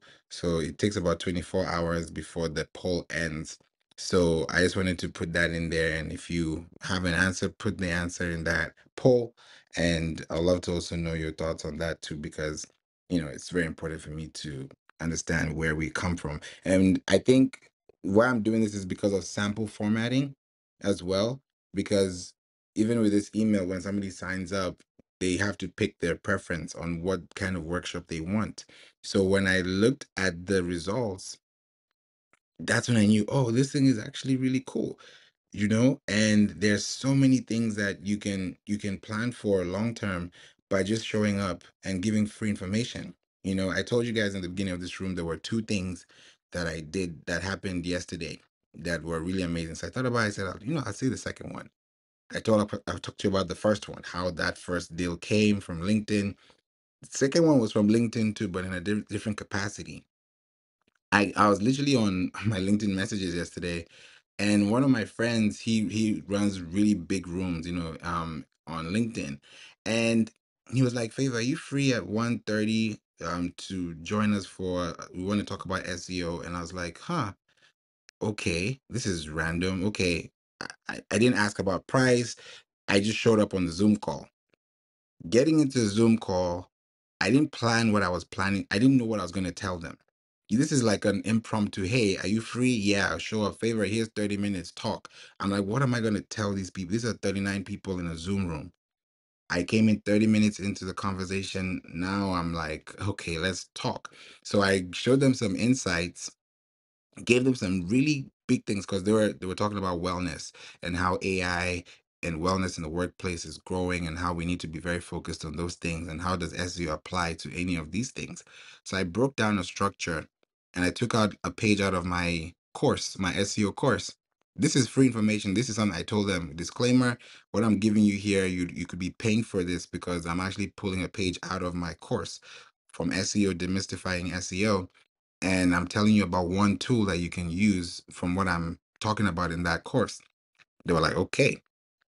I told them about this platform. They didn't ask for it. They didn't tell me what they were needing it for. I showed them a scorecard, and the scorecard showed a company that's making, they're called Boy Health, Buoy Health, and they're making about $304,000 in ad revenue just by running, just having 5,000 index pages on their account. So we were doing some math and we're like, why is this company making more than this one? And this one has 25,000, this one has 5,000. And it was because of the domain authority. The domain authority on that page is 51.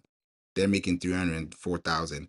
The other one had a domain authority of 15 and they were making like $491.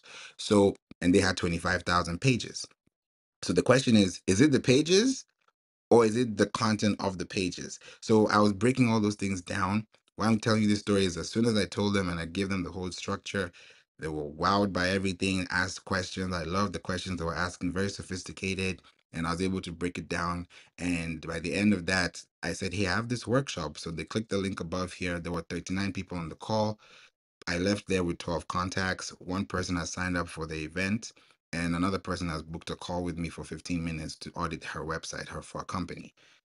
I didn't pay for that space. I just showed up to give free information. I shouldn't have even been in the Zoom room in the first place.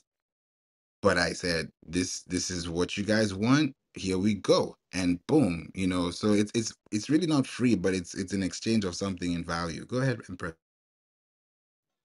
Oh, I just wanted to say that's actually like the concept I was talking about. You have a webinar or even someone else's webinar that you're a guest on.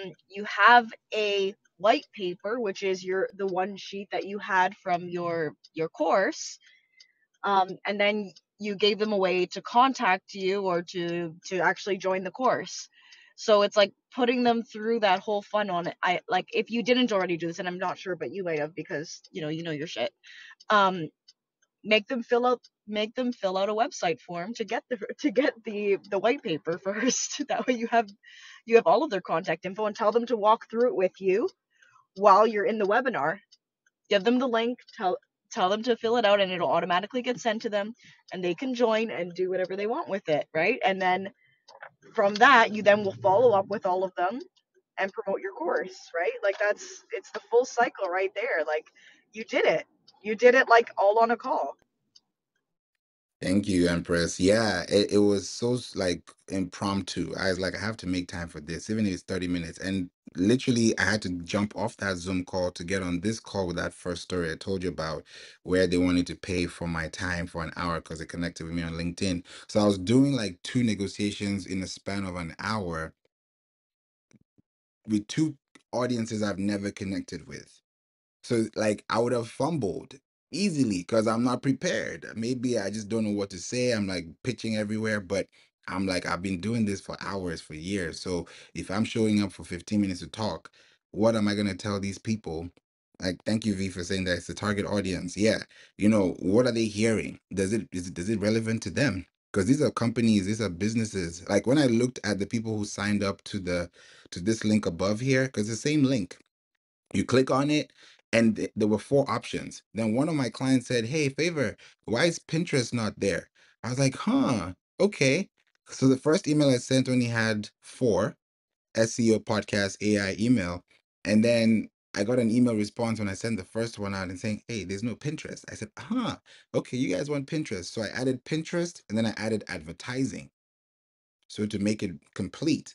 And now, anytime you hit on any of those boxes, you end up in a segment that if I'm sending you anything about artificial intelligence workshops, you're the person that's receiving and not the person who's looking for Pinterest workshops.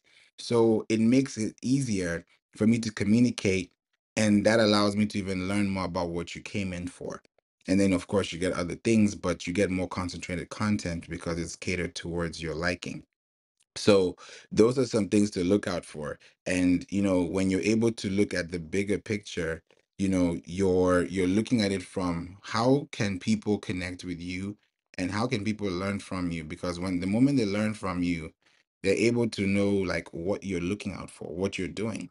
So now the people who have that, are on that list, all of them that left their contact on that list, they're all work email addresses like info at or this person's name at. So I'm like, oh, these are actual domains I can actually look at, not at gmail.com. So I mean, these guys mean business. So it's really good to look at those things as well. Yes, John.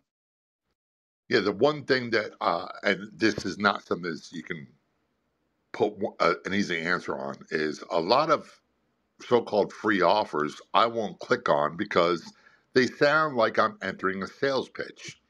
They sound like it's for a purpose of getting me to do something. And I'm not unlike a lot of other consumers. Having said that, everything I do is free. I don't generate revenue that way. It's done a different way. Here's the one thing I would say. Think uh, so many people out there, especially in Clubhouse, talk about creating free offers, whether it be free email newsletter, whatever it might be, with the end in mind, instead of the first thing in mind of getting the attention of the consumer you're looking for. If we don't focus on getting a need, addressing a value, here's one thing that drives me crazy. Someone assumes that I need something and I don't. So that's a waste. If you're paying for that, that's a waste of money. So focus on your consumer, or you're trying to get, and just as using examples, if you can get 1,000 people to take advantage of clicking on an offer, only about 10% of those will sign up for it, be it email newsletter. So that's 100 people. Of that 100 people, let's just say another 10% become customers. That's 10. So we need to think like a consumer instead of like a business. What are my goals? What do I want to do? We know what those are, but if we lead with that, we're not keeping the consumer in mind. That would be the only thing I would add to that. Oh, thank you so much for that, John. It's important to look at those things. And I think the moment we realize that we're coming at a point of service and we're giving them information, even though they know, okay, there's a sale here, it's it breaks down the barrier faster when you tell them, hey, there's a free sample, but there's something that you'd pay for that would help you do this and this. If there's a benefit to that sale for the consumer, then the consumer doesn't have a problem of buying.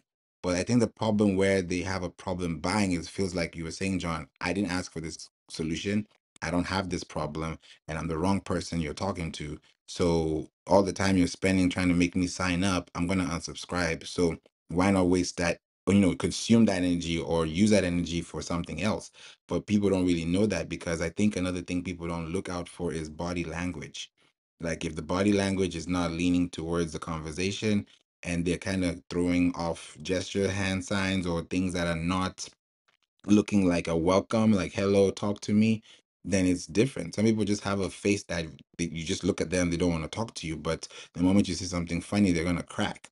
So it depends on how you connect to the people and what you're actually saying to them that makes the difference between them feeling like you're selling to them or you're actually telling them a story. Because if I come to you and say, hey, did you know about this? This happened to that. You feel like, oh, I didn't know about this communication. I didn't know about this topic. Okay, let me learn more because I'm interested. It's not because I just want to connect. I'm interested and I'm invested. So people are just interested, but they're not going to invest. Some people invest, but they're not even interested in what they're investing. They just want to spend it all, right? So you have to be interested and invested. Those two things are going to make or break your business, whether that thing is free or not. Because you can do free forever, but that forever, when an email shows up, is that email really gonna email or is it gonna turn into a spam or bounce, or an unsubscribe? It's up to you to decide that as well. So that was really great, John. Thank you for that. Dr. Fashion is in the building. We'd love to hear from you too. Happy Friday, especially when it comes to free videos, online, long form content that you're like, you love content, but I think the way you receive it back in measure is actually immeasurable because you get more deals and connections because of the information you give. But we'd love to hear your thoughts on it. Is free really free? My free is really free.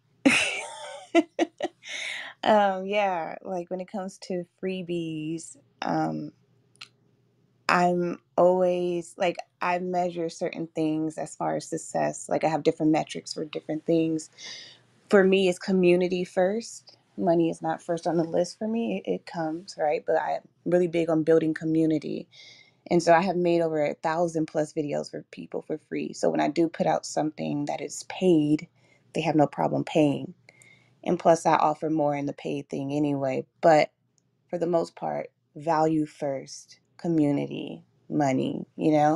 So I usually do like the free videos and then also like ebooks. So I have tons of guides that I send out like every quarter just to help people make decisions when they're buying things. So like if I'm focused on content creators, I might create a guide for like the top tech gear for content creation, just making it easier for them to buy the things they need to get started.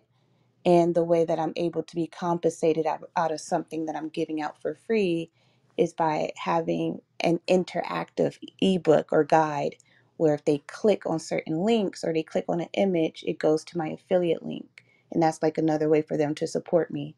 It was free for them to get the book, but if they decide to purchase something, I get the kickback. So yeah.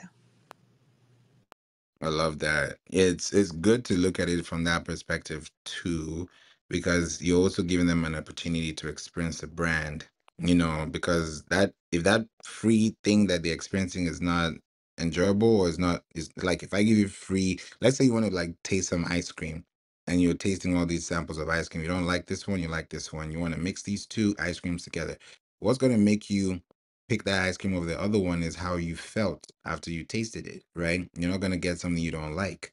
So if somebody likes something and you're giving them something that they like, then naturally they'll just incline to what you're saying and learn from you because you're speaking the same language. But when it becomes misaligned is when you're trying to convince them about something they don't know about or have full knowledge about, and now you have to really convince them by telling them more than what you're supposed to. So I think that balance also is very important to look at. V said the free is an exchange, but your free should sell you 100%. Your free should prompt me to buy from you. Yeah, I think that's what a lot of podcasts do too. Speaking engagements, going to different shows, being online. These are places that you show up for free, you say something, it resonates, oh, you get a lead, or that's a sale, or that's a client, that's a referral. There's this whole recycle, repeat, renovate, retarget model going on. So I think it's free until it becomes to a point where like if I'm actually giving you so much information that you're not gatekeeping it, it's like, wow, so how much would it be or what would be the cost when you actually pay for it? And that's when you know that people pay for systems, right?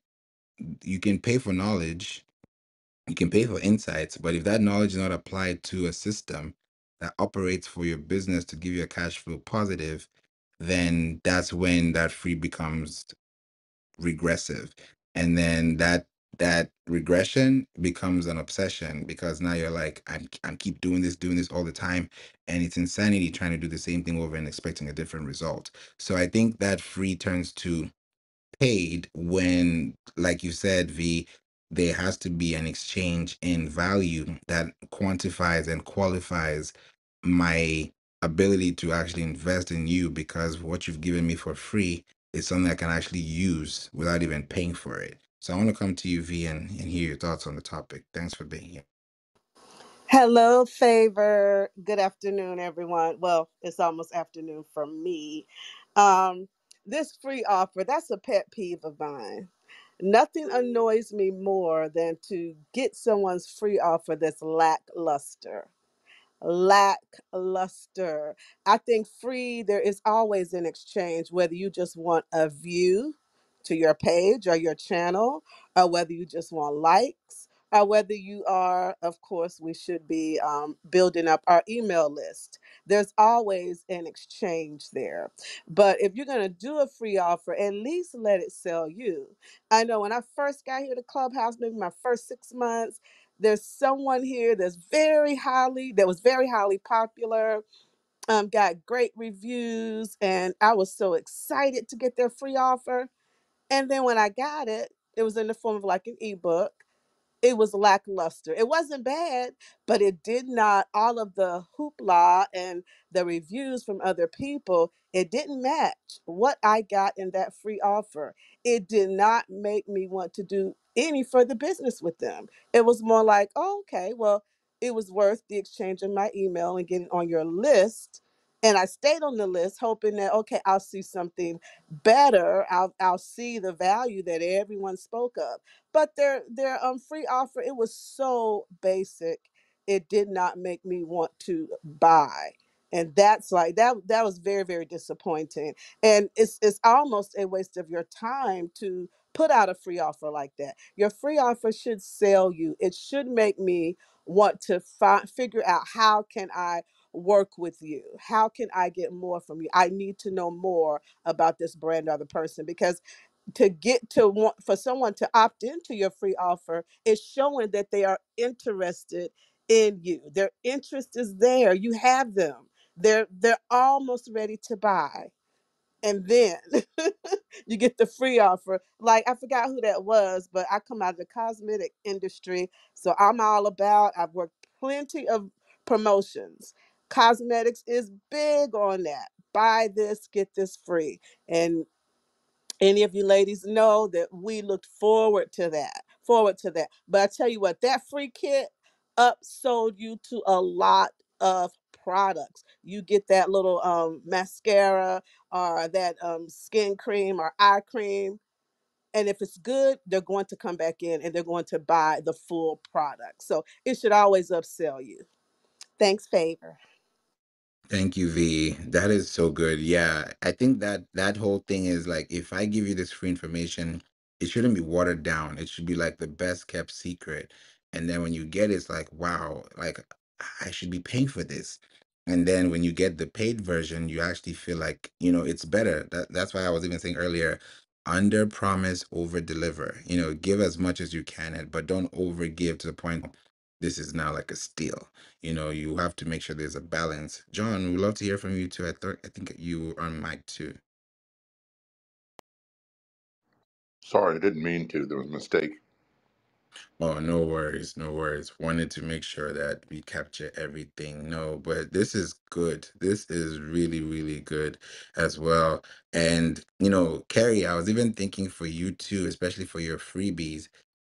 Imagine if your freebie is, let's say, 16 pages, because it's very in depth, right? This is a free checklist, something that someone can actually do all the way.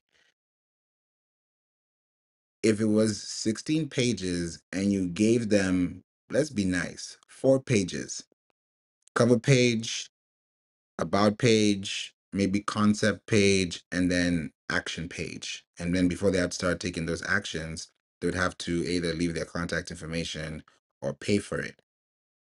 Which one would you lean more towards? And then how would you nurture them to the end of that page?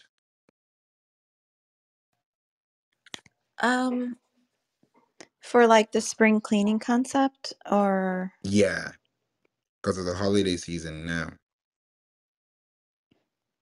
um, I'm thinking about what Islet said earlier, or I'm not sure if I'm pronouncing her name correctly. I'm sorry, about how perhaps my customer base isn't as email focused, but everybody has an email.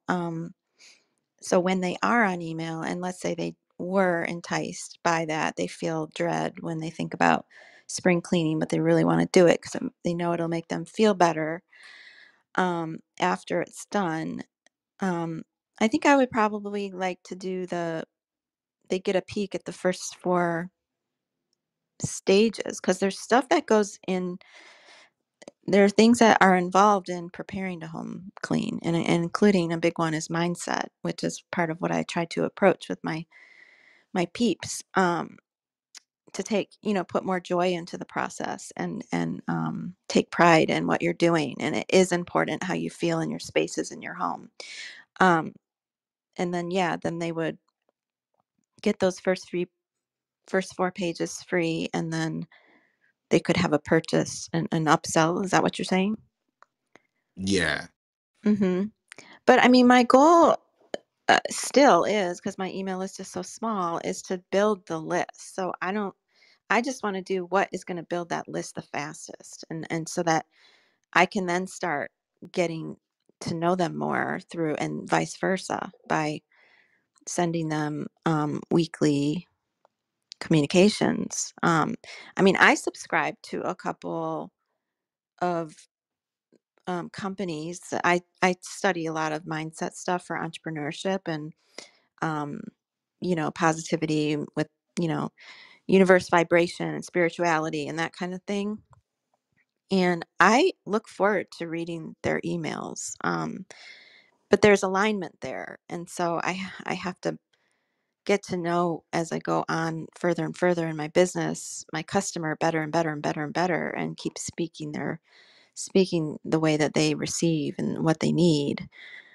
That's what's so hard about the first few years of business, is that you don't have very much data to go by.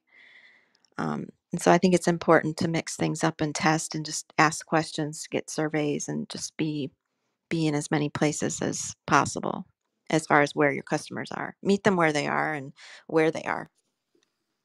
I love that. I love that. And I think it would be good if, people get to, connect with you, Carrie. If you wouldn't mind, I can put your link at the top so that people can also get to hear more. Because I think we've talked about it, and people may want to have a sneak peek into the solutions. Would that be okay? I'd love to. Thank you. You're welcome. Awesome, guys. So I'm going to put the link at the top.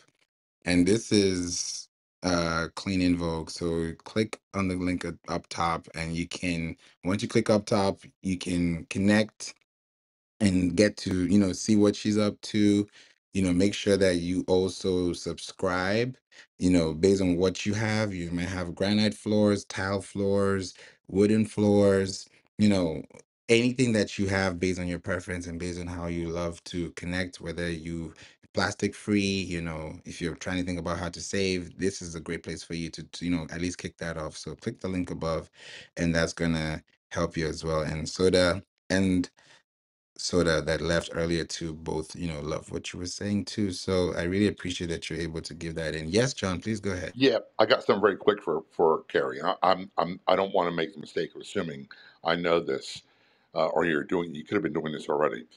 One of the most highly sought and searched after terms is do it yourself. When we talk about mindset, we talk about entrepreneur. That's a business thing, and not everybody is that way. So maybe if you focus on, hey, get an ebook on simple tips to how to be more effective in your daily cleaning, whatever it might be, all designed that they can use and develop a relationship with you. I think you might do a lot better if you focus on what's in it for the consumer, and then from that potential consumer, they'll want to establish a relationship with you. They'll want to lean in with you. Here's a perfect example. I'm not a big house cleaner. My wife does most of the house cleaning. However, if you hit me with that and how to have a cleaner kitchen in half the time, trust me, I'm going to read it and I'll sign up for it, and I might share that information with her. And I might wind up buying the products. But if you sell me on the products first, I'll never buy from you. Well, you may not be on TikTok, but I have about 7,000 followers on there, and most of my content is DIY. And I do have a lot of male followers, maybe for that reason. Because I'm always doing DIY stuff like house projects as well. Um, but yeah, that was my whole thinking with my TikTok page, and it Yeah, but what about the email newsletter? We're trying to get subscribers, not TikTok. right. But I'm saying, as far as content, like, I should translate what I'm doing on TikTok over to my email content. Is That's that what what you I'm mean? saying. Try Yeah. that. Try giving Uh-huh. information, because information That's a great idea. costs you nothing, and it establishes a relationship, and it creates some engagement for Yeah, and a potential true community. consumers. And then some of them get involved with you, and they'll want up purchasing from you. Yes, I love that. I love that. Thank you. That's a diamond. Carrie, I would also add, I clean, but I don't like it. So let me just say that. But I probably wouldn't click on gentle and safe cleaning solutions. I probably wouldn't care that much because I don't like cleaning, But if you tell me why my products are not safe, why are the ones that I'm just picking up at Walmart or Target or CVS or the groceries, why are they not safe? That's going to prompt me, because I am like health conscious. That's going to like get me to turn my head and say, maybe I do need to re-examine. And I'm sure you do this on TikTok, but like John was saying, for the title, would I click that? Like, I'd be like, oh, that's nice, but I would keep on going because I'm not huge on cleaning, you know. Um, so that's just something to add. Tell me why. What are the dangers? Why should I be concerned? And not just delusional about my or not thinking about the products that I'm using in my home, that I am breathing, and that my children or my husband is breathing. Why do I need them to be gentle? What will it do to my floors? What will it do to my counters? Yes, yes. Yeah, I've not been contributing to my blog in a while, but we did do some blog posts that did pretty well around those subjects, because there is more awareness out there from my competitors. I have huge ad budgets. So I see that as a good thing, because they're spreading more awareness that you don't have to just do what your mom did and go to Home Depot and buy the ugly plastic things that smell. Um, but yeah, that's great. And I think that's it. The timing is good in this year, next year, to continue to educate people. But I actually, Favor and his team redid my website recently because it wasn't converting. And we thought a lot of the reason was the copy, and it wasn't really reflecting the brand as well, um, as accurately, whereas now it is. But we did.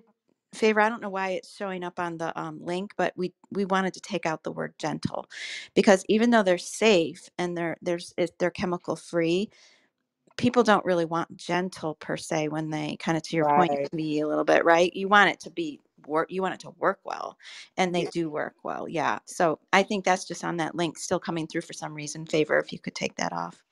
Yeah, thank you for that. I'm really looking at it as well. This is live, right? And when you think about like how it was set up initially, what was said, how the development was before it was changed, and it's still in changing motion because, when you leave those things and you leave them, like for example, I'm looking at the favicon, I'm like, why is it looking like that? It's supposed to be a little bit more, sharp. So I'm literally, this is like a live, I would call it a live production or a live development process. And I'm glad that we're doing it like this because I want to be able to hear these points. Because when you don't hear these things, especially when you think about social listening, marketing intelligence, consumer reports, like V said, like one person's opinion or suggestion, like even what John was saying too, can change the trajectory of the business model as well. So just by hearing those things, it's like, okay, why this? Why not that? So I'm hearing these things, I'm listening, and I think also it's good for maybe us to come back again and talk about this, maybe in a month from now and see how people are feeling. Because that way, people already don't like cleaning. They would rather hire someone to do it or pay somebody, to get it done than them doing it themselves. Some people love doing it because it's therapeutic. So we're dealing with two different audiences that are completely two different, spheres or ways of life. So those are some things to look out for. So yeah, I've actually taken note of that. Thank you. Carrie, would you like to say anything? No. And really, I always tell people I am not a clean freak by any stretch. And if you guys were here on Wednesday, you heard me say it too.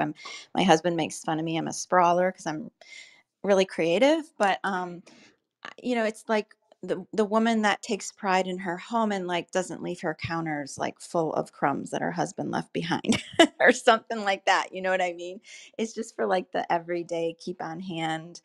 You know, your the glass in your makeup mirror is smudged and you just grab my product and you know, but you do people do use it for their heavy duty cleaning as well, but I do recognize and appreciate that people have cleaning ladies and some of my customers do give my products to their cleaning ladies and say, you know, health reasons or whatever, they don't want to use the chemicals, but no, other than that, Favor, thank you for the opportunity and this room has been just lovely.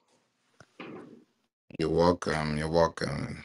I'm glad that we had this talk today and, we're able to get some information out there and let more people know about it. So I think this was a live case study for everyone to also think about it too, because I know some of us also have our own rooms, our own spaces, even out here, even if it's on Zoom or LinkedIn, wherever we go, we have to think about some things. And most importantly, how do we, connect? If you're giving free information, let it go, let it be free, let actually people see and connect with you long term, because the moment they realize that you're giving them value, then that value in exchange will come back, in measures that you probably didn't even ask for or think about, just because you were able to love on people, give people more insights, let people know about how they can make their lives better by using your products, your services, your ideas, and ultimately your goals. Because your goals may keep changing every week, every second. And sometimes those goals may not just be the right goals, but those goals, is what's going to predict the next goals. Because if you score 3 goals now, you want to score 4 tomorrow. You want to hit another one tomorrow. If you score 1 instead of 3, why did that one happen? Was it on a Wednesday or a Saturday? What was it, the time of the day? So it becomes very important for you to look at those measuring sticks as a litmus test, if I can put it like that. So those are some things to add up on just by focusing on the free and the value that you're giving. So if you're in this room and you're listening and you're trying to figure out what can I do myself that I can give for free that would not take away the value from what I'm giving, then a good answer for you would be to look at your paid offers and then ask yourself, out of this paid offer, what can I give for free that it's still part of something somebody could have paid for, but the experience is so good that they want to actually complete it. If I give you a movie to watch and I only give you the first 10 minutes of the movie, and this movie is a 120-minute movie, I've only given you 10 minutes of this movie. You want to watch the rest of this movie, and you have to pay for this movie or give me your contact to get this movie completed or watch through till finish, till the credits, right?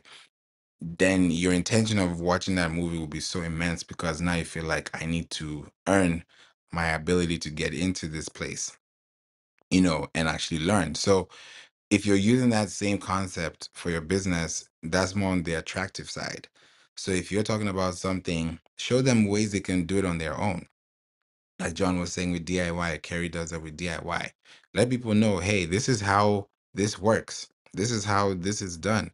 And if it's done this way, then what other way can I use to create, value? And this value can actually give us a long-standing impression that because it's free, it's available, it's accessible, someone can leave their contact information and actually want to do business with you or learn from you a little bit more than they're learning from you outside. So when you see people on your email list for years and they're not leaving, they've not left, it means that there's something that you've probably not said that hasn't hit home run, or at least made a sound like that for them to actually go ahead and turn that idea to an actual execution. So those are some things that you look out for. And what I'm realizing, it's a weird thing, but people like to hear the negative before the positive. It's such a bad thing, but that's just the way things are. People want, if I tell you, do you want to hear the good news or the bad news? People will say they want to hear the bad news first.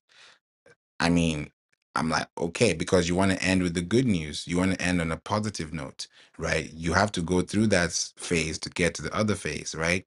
So if I'm telling you, oh, your shoes look dirty, but I love the brand, you're gonna be so confused on like, do I say thank you, or do I insult you? Do I walk away? Like you get confused because you don't know what to say because it's so like extreme on each end.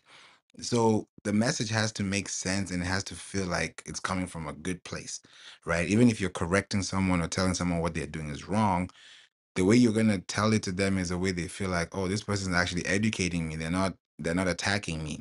And then the way you use those words also matter. And then even the words that you say based on the age brackets and the connections you're making, those words are gonna matter because if you use jargon that your community does not understand, how are they going to connect with you, right? I just remember about the story John was saying yesterday about the billboard and speaking a language on the board that people don't really relate to. They're just easily going to ignore that message because the language is first of all off to them. It's out of context or out of even translation for them to even comprehend what you're saying. So that simplicity and understanding that one thing is a huge factor to consider, when you're looking at the long-term effects. So it's free, really free. The answer is, as we all know, it depends. But I think when you give someone something that, if you tell them, hey, here's a 5-second clip or here's a 5-minute clip that's going to help you achieve A, B, C, D, E, F, then now they make a decision to actually take that action. And because it's free information that they received through an email, it makes it better for them. So one of the things I'm thinking to Carrie for you is email series. A lot of people don't do email series. So like it's like a course but in a text format but within an email.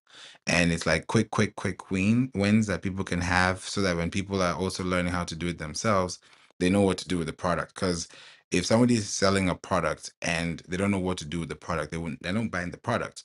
But if I see that product being used for something, it now creates an innovative mental capability. Oh, if he could do it, if she could do it, I can do it. Let me try it. Let me remix that. Let me try bake this cake differently from this person because we got the ingredients. We have different, styles, but we're going to end up with the same cake. It might taste different, but it might even look different, but it's a cake. So I think the way it's going to be placed, especially with email series, would be a good, fit for that. What do you think, Carrie? Yes, I'm so glad John brought up that connection about that took me to my TikTok page because one of my top performing videos on TikTok was I used the all-purpose degreaser on the inside of my windowsills one year, like a couple years ago. And it worked so well, and it was so dirty before just from the rain coming in through the screen, and then it hit the window, so the dirt just stayed in the bottom of the windowsill. And people were like, "Oh my God, I need to do that." And they were like forwarding it to people, like sharing it out and everything. So it's those kinds of things that, yeah, people might not think to use the all-purpose degreaser for. So I could do that with every product and make it a whole series.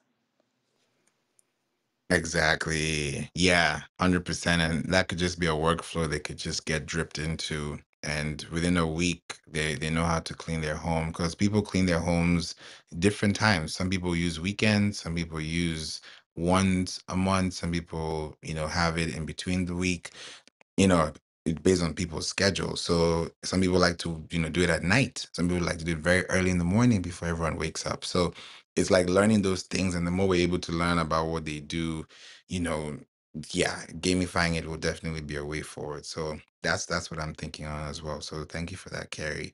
And welcome, Monty. Good to have you. I see you as well. Kalechi, Ruth, Steven, Zach, Vicky, Saul, Moran, Akinsney. Hope I said it correctly. You're all welcome and thanks for joining today's room. The replays are on, so if you have any question about today's room and what we talked about, we covered a lot of things in here. So we have to look at free differently. And if we're giving things for free, we're giving information with value attached. Like this room we're in here, this is a whole hour or 2 hour, this is 2 hours, 24 minutes to be exact right now, right? And no one's getting paid for sitting here. But what we're sharing is so valuable that it could change what you do when this room closes, that can also help your business get more activity, right? In this room alone, a lot has happened. A lot has been exchanged, talked about, revealed. And it's also very good to hear these things from people that are hearing or connecting with you for the first time, because those are things that if you don't apply now, somebody else will. And then that allows you to even be more specific on how you give information, where information is relayed, and are they even understanding what you're saying. So those are some things to look out for long term. So you can use email series, use PDFs, use video series, give them free information, like do an hour and then break that down into different parts. Go to opus.pro and go in there, you take your YouTube video, get the best 30-second clips, turn those into shorts, turn those into Pinterest pins, turn those into reels, into threads. Let people see those things, because those 30 seconds you're giving them, that could just make them to make a decision about knowing more about you, and that way they can binge more. Because don't just live on short content. Long content is good too. Short is good for the quick and easy cookie cutter, let's go get it done. But when you have those long conversations and they can hear you talk about it extensively, they're like, this person actually has time. But they also don't have time, because the time they're investing is something that over time you can still learn from, within in between the time that you're picking and learning your own things. You may not start your business today. You might start it tomorrow. You might start it next year. You might be thinking about scaling, or maybe creating an exit plan, for your business, or wanting to merge, or you want to turn into an IPO, right? Whatever it is, that your business is going to take a different tangent. So before it does, there's things you have to look out for. And one of the things I think is really great is free. Biggest example I can give is Facebook, Instagram, Twitter, which is X now, Pinterest, LinkedIn, all these big sites that we're on, Clubhouse too, right? Let me ask this question. It's free, right? The platforms are free, but is it really free? What was the exchange? Can someone tell me? These platforms are all free. What do they all have in common that's an exchange for all of us?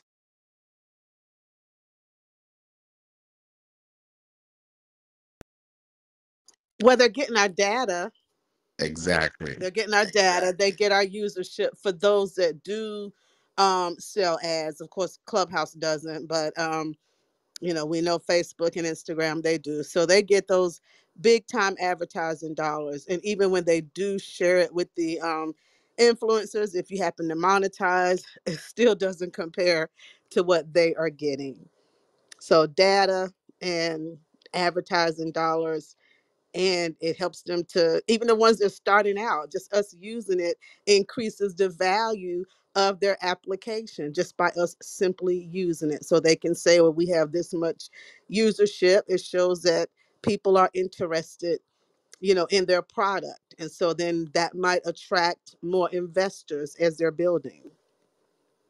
Thank you, V. It's spot on. I love that. Yes, that is exactly what I was referring to. That is the exchange that we're giving. It's free. You can check your screen time over the week and see how where you spent your most time, and then ask yourself, were these 20 hours I spent this week, did it give me X amount of dollars or X amount of return on my investment, based on people, passion, connections? It doesn't have to be monetary. It has to have some type of positive impact on your value of life, holistically. So that's the exchange. So if these platforms are doing these things and they're telling you sign up for free, it feels like, yay, sign up for free. What's the cost? No cost. Okay. Email, signed up, yay, we're in. Now they have your data. Now you're connected, right? But that doesn't mean that a sale is going to happen. Because sometimes it's like, oh, we have 10,000 contacts. Why is nobody buying? Because maybe the message has not been segmented. That's why I talked about email segmentation earlier this week. You can get 1,000 emails, 10,000 emails, but if you don't know what these people want or how they came in or why they came in, then you can't address the problem because you'll be sending every email and they're getting low rates because your rates are slow or low because you're not getting connected to them. And sometimes we think about the subject line, but also we forget about the sender name. I haven't talked about this part. We forget about the sender name. Yes, the subject line matters, but the person, the author of that email, the sender name also matters. So when that name is there, it's either they're going to read your name and ignore it, or they're going to read your name and actually put a star on it because they're like, this person's email, I don't want to miss anything. So you could be either on those two sides of the coin. And that's based on your name. So if your name shows up as a new email, does someone click on it or do they ignore it? If they ignore it, do they come back? Do they ever come back? And how you know is when you start getting your emails, you see bounced, bounced, bounced. There's something called a soft bounce and a hard bounce with email marketing. So if you're starting to get hard bounces and you're not removing those bounces from your email list, it's going to mess you up long term. So those freebies, somebody might just sign up with their dummy account because they want to get the freebie. That doesn't mean that's where they transact invoices from that same email account. So you have to look at the technical factors that affect the business. That way, when you actually do have those contacts, then those are the emails that actually receive information that actually gives the person that accommodation to get to that point as a business. So those are some things to look out for that I wanted to address today. Before we go, is there anyone that would like to say anything, big takeaway? Maybe we can even actually round this through and start off with V and then go all the way up to Carrie. So V, would love to hear from you. Feel free. Thank you, Favor. No, nothing big for me to add. I just want to say thank you, Favor. This has been a good room, from what from the time that I got in here, and good to see you and everyone. Thank you, V. Appreciate you. Dr. Fashion, are you here? She still got the red. Okay, she's probably still on the call. It says I'm still on the call. Yeah, you've been on red for like the whole room. Well, I mean, yeah, I was, but I am not on a call now. But I just want to say thank you for hosting this room and also for having me here on stage with you. Always look forward to your room and can't wait for the next one. Appreciate you. Appreciate you too. Thank you. Miss Andrea. Um, considering that this is a marketing club, is there a way that, oh no, I'm speaking on here. Is there a way that you will do any type of rooms where people can actually also market themselves? Um, for example, for me trying to grow my WordPress or show us how to market ourselves. Not like I remember like back in the day during COVID, people would do like subscribe for subscribe, but they were not very good because people would then unsubscribe. But and also teach about, well, give some tips about WordPress because there was a room the other day this week, and when I did go into that room to ask about WordPress, no one actually responded to my question. So yeah, just that's I'm just wondering if you're gonna do like different rooms like that. It will be great anyway. And that's it. But thank you for the room. I'm always learning something, and I'm really grateful for your time because you can never get this time back. So thank you for pouring out to us. Thank you. Thank you so much for that. That is crazy though. That you ask a question about let me not even go there. I'll start doing this because this room came out of a question that Kerry asked this week and we created a room for it. So that's what I want to do. I want to respond back literally in direct response marketing. This is exactly it in real life. So your question about like WordPress, I can do a room and literally like talk about WordPress or Wix, even do both of them. And then from there, people can ask their technical questions because when they get those things answered, right? I mean, you fix one problem, something else shows up. But if you can fix it and then learn how it was fixed, then that's empowering you with knowledge and skill, right? I don't have to fix every WordPress site in the world, right? You can do it on your own, but also do it with, with that value that you're giving people based on how you're showing up and what you're telling them. So I will definitely look into that and see where we can put that or even turn that into an actual workshop so that instead of you just hearing the answer, you can actually see the answer. So yeah, I'm gonna consider that too. Thanks for that, Miss Andrea. Pierre, we'd love to hear from you too. Takeaways, final thoughts. Real quick, a lot of good ideas were shared today. I think the challenge for planning free, I think John talked about this too a little bit. Um, it's the idea that you need to plan a little bit around what it is that you're offering that may, if it's something to me again, if it's something very simple like a definition, like if John called me to ask me like what is a web analytics or what is a Hugging Face, which is a tool for AI, answering that question I think is cool. And I don't take that as a that should be, I think those sort of things to be free. If it's a process, you need to ask yourself, how does that free item fit within that process? But then also to note with John a little bit, make sure that when you're making the offer that you're not trying to oversell either. It's a little bit of an art, but I think there's a sweet spot between giving people a little bit of value.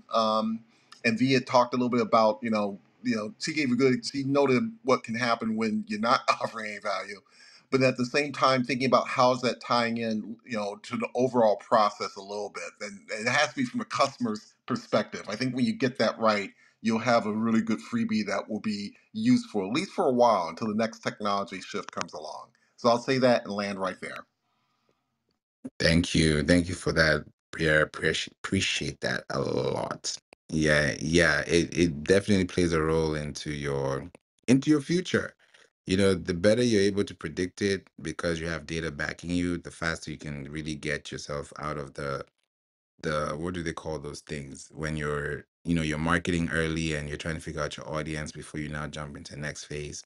You want to jump as fast as you can, but you also want to jump as far as you can, having in mind where people are coming from and where they're going. Thank you for that, Pierre. John, what are your final thoughts? We'd love to hear from you too. Yeah, the final thing I would say is a lot of times we put the end before the cart before the horse. So no matter what, we have to get the consumer's attention and the potential person we want for your free offer. And it's the very first word in your text that matters the most. The very first word. If you waste it, people have a very short attention span, and you got to pique their interest. Experiment with different things, many different things, but like words like free, avoid them. It's particularly in social media because a lot of times it's a spammy word. Email newsletters, well, we're trying to get the free offers to get email newsletters, subscribers, for example. But in social media, you don't want to use the word free. So don't start with that word. Start with something else. And your first word, if you put the word free anywhere, put it in an image, a static image. Don't put it in text. Don't put stuff in there that's it's going to cause filter problems for you. But really focus your attention on get your focus first and foremost beyond anything else should be getting consumers' attention. If it's on B, C, D, or what's going to happen at step X as your first thought, you're missing out. I love that. Yes, yes, 100% on that. And even Hayden said it too, complimentary, like switching those words, it has a different connotation, like, free, complimentary, you know, yeah, it definitely plays a different role. Like it switches the mindset to feel like, yeah, I'm actually getting this. I should be paying for it, but I'm actually getting it, without a cost attached to it. So it definitely plays a role into how people process that. So thank you for that too, John. Kerry. Oh yeah, go ahead, John. Really quick, two words. This is a little tip that has really exploded on social media for me is when I start any post with, especially a static image only post, but when I start any post with the two words, your thoughts, like it could be your thoughts on this offer, but it encourages engagement. It gets people's attention because the very first word is you or your, and it's not me or mine. Exactly. Yep. 100%. Kerry. Another word would be, as an alternative to free, is gift. But it's funny that John said that because I was thinking, I'm new to this room. My first day was Wednesday, and then today was my second. visit, and I'm so glad I found you guys. And I was wondering, to Miss Andrea's suggestion, I know I made a suggestion on Wednesday, which is what we talked about today, but not to say that we have to do this by any stretch, because I'm new here. But it's the copy. Like, I would love to have someone that is very well versed in copy talk about the subject, just in general. I'm a college graduate and everything, and they were really picky about writing in my major of psychology, and it made me a strong writer. But I just feel like it's something I definitely have not mastered and would love to hear more about. But I got so much out of today, I can't even start with what was best favored, but I'm very grateful. Amazing. Now I'm taking those notes down so that we can come back and get more insights and give more people, you know, topics like this. So thank you. Thank you so much. I'm gonna ask everyone in the chat right now, before we go, what topic would you like to hear in the marketing club? I don't ask this question a lot. So I think because Miss Andrea said it and Carrie said it too, I want to take a snapshot of the chat and hear from you. What topics do you want to hear in the marketing club? Because I could start bringing those to you next week. I have topics that I've done research on, but I also want to hear from you. You may not know the answers right now, so I may not, put you on blast. But if you have any topics that you're thinking about that you may want me to bring here to the marketing club, I would be happy to talk about. And then this kind of room would be like your topic, literally at the top of the hallway. So I want to make sure that you can get those done. So I see WordPress, simple but effective funnels. That one is going to be very exciting because the word funnels is thrown away like water. So we'll definitely touch on that too. Promote yourself, how to grow your following on social media apps. That's a big one. Yeah, definitely. I've taken a screenshot on those. So I'm going to look into that. Any other ones that come in, I will be paying attention to those. But I think for now, we can definitely say we've had a very successful week and we can go this weekend with things that we can apply, do, and process. I might do an SEO Sunday this weekend, so watch out for that. But this week has definitely taught me a couple of things I've learned, and especially even for the website for Carrie. Thank you guys so much for those insights because I've been in the back end try to figure out, okay, there's some things we need to change, but just hearing it from someone different outside what we hear every day is so refreshing because now it gives you a new set of lenses to see exactly what people's pain points are. Like I said last time, instead of thinking of pain points, think about pleasure points.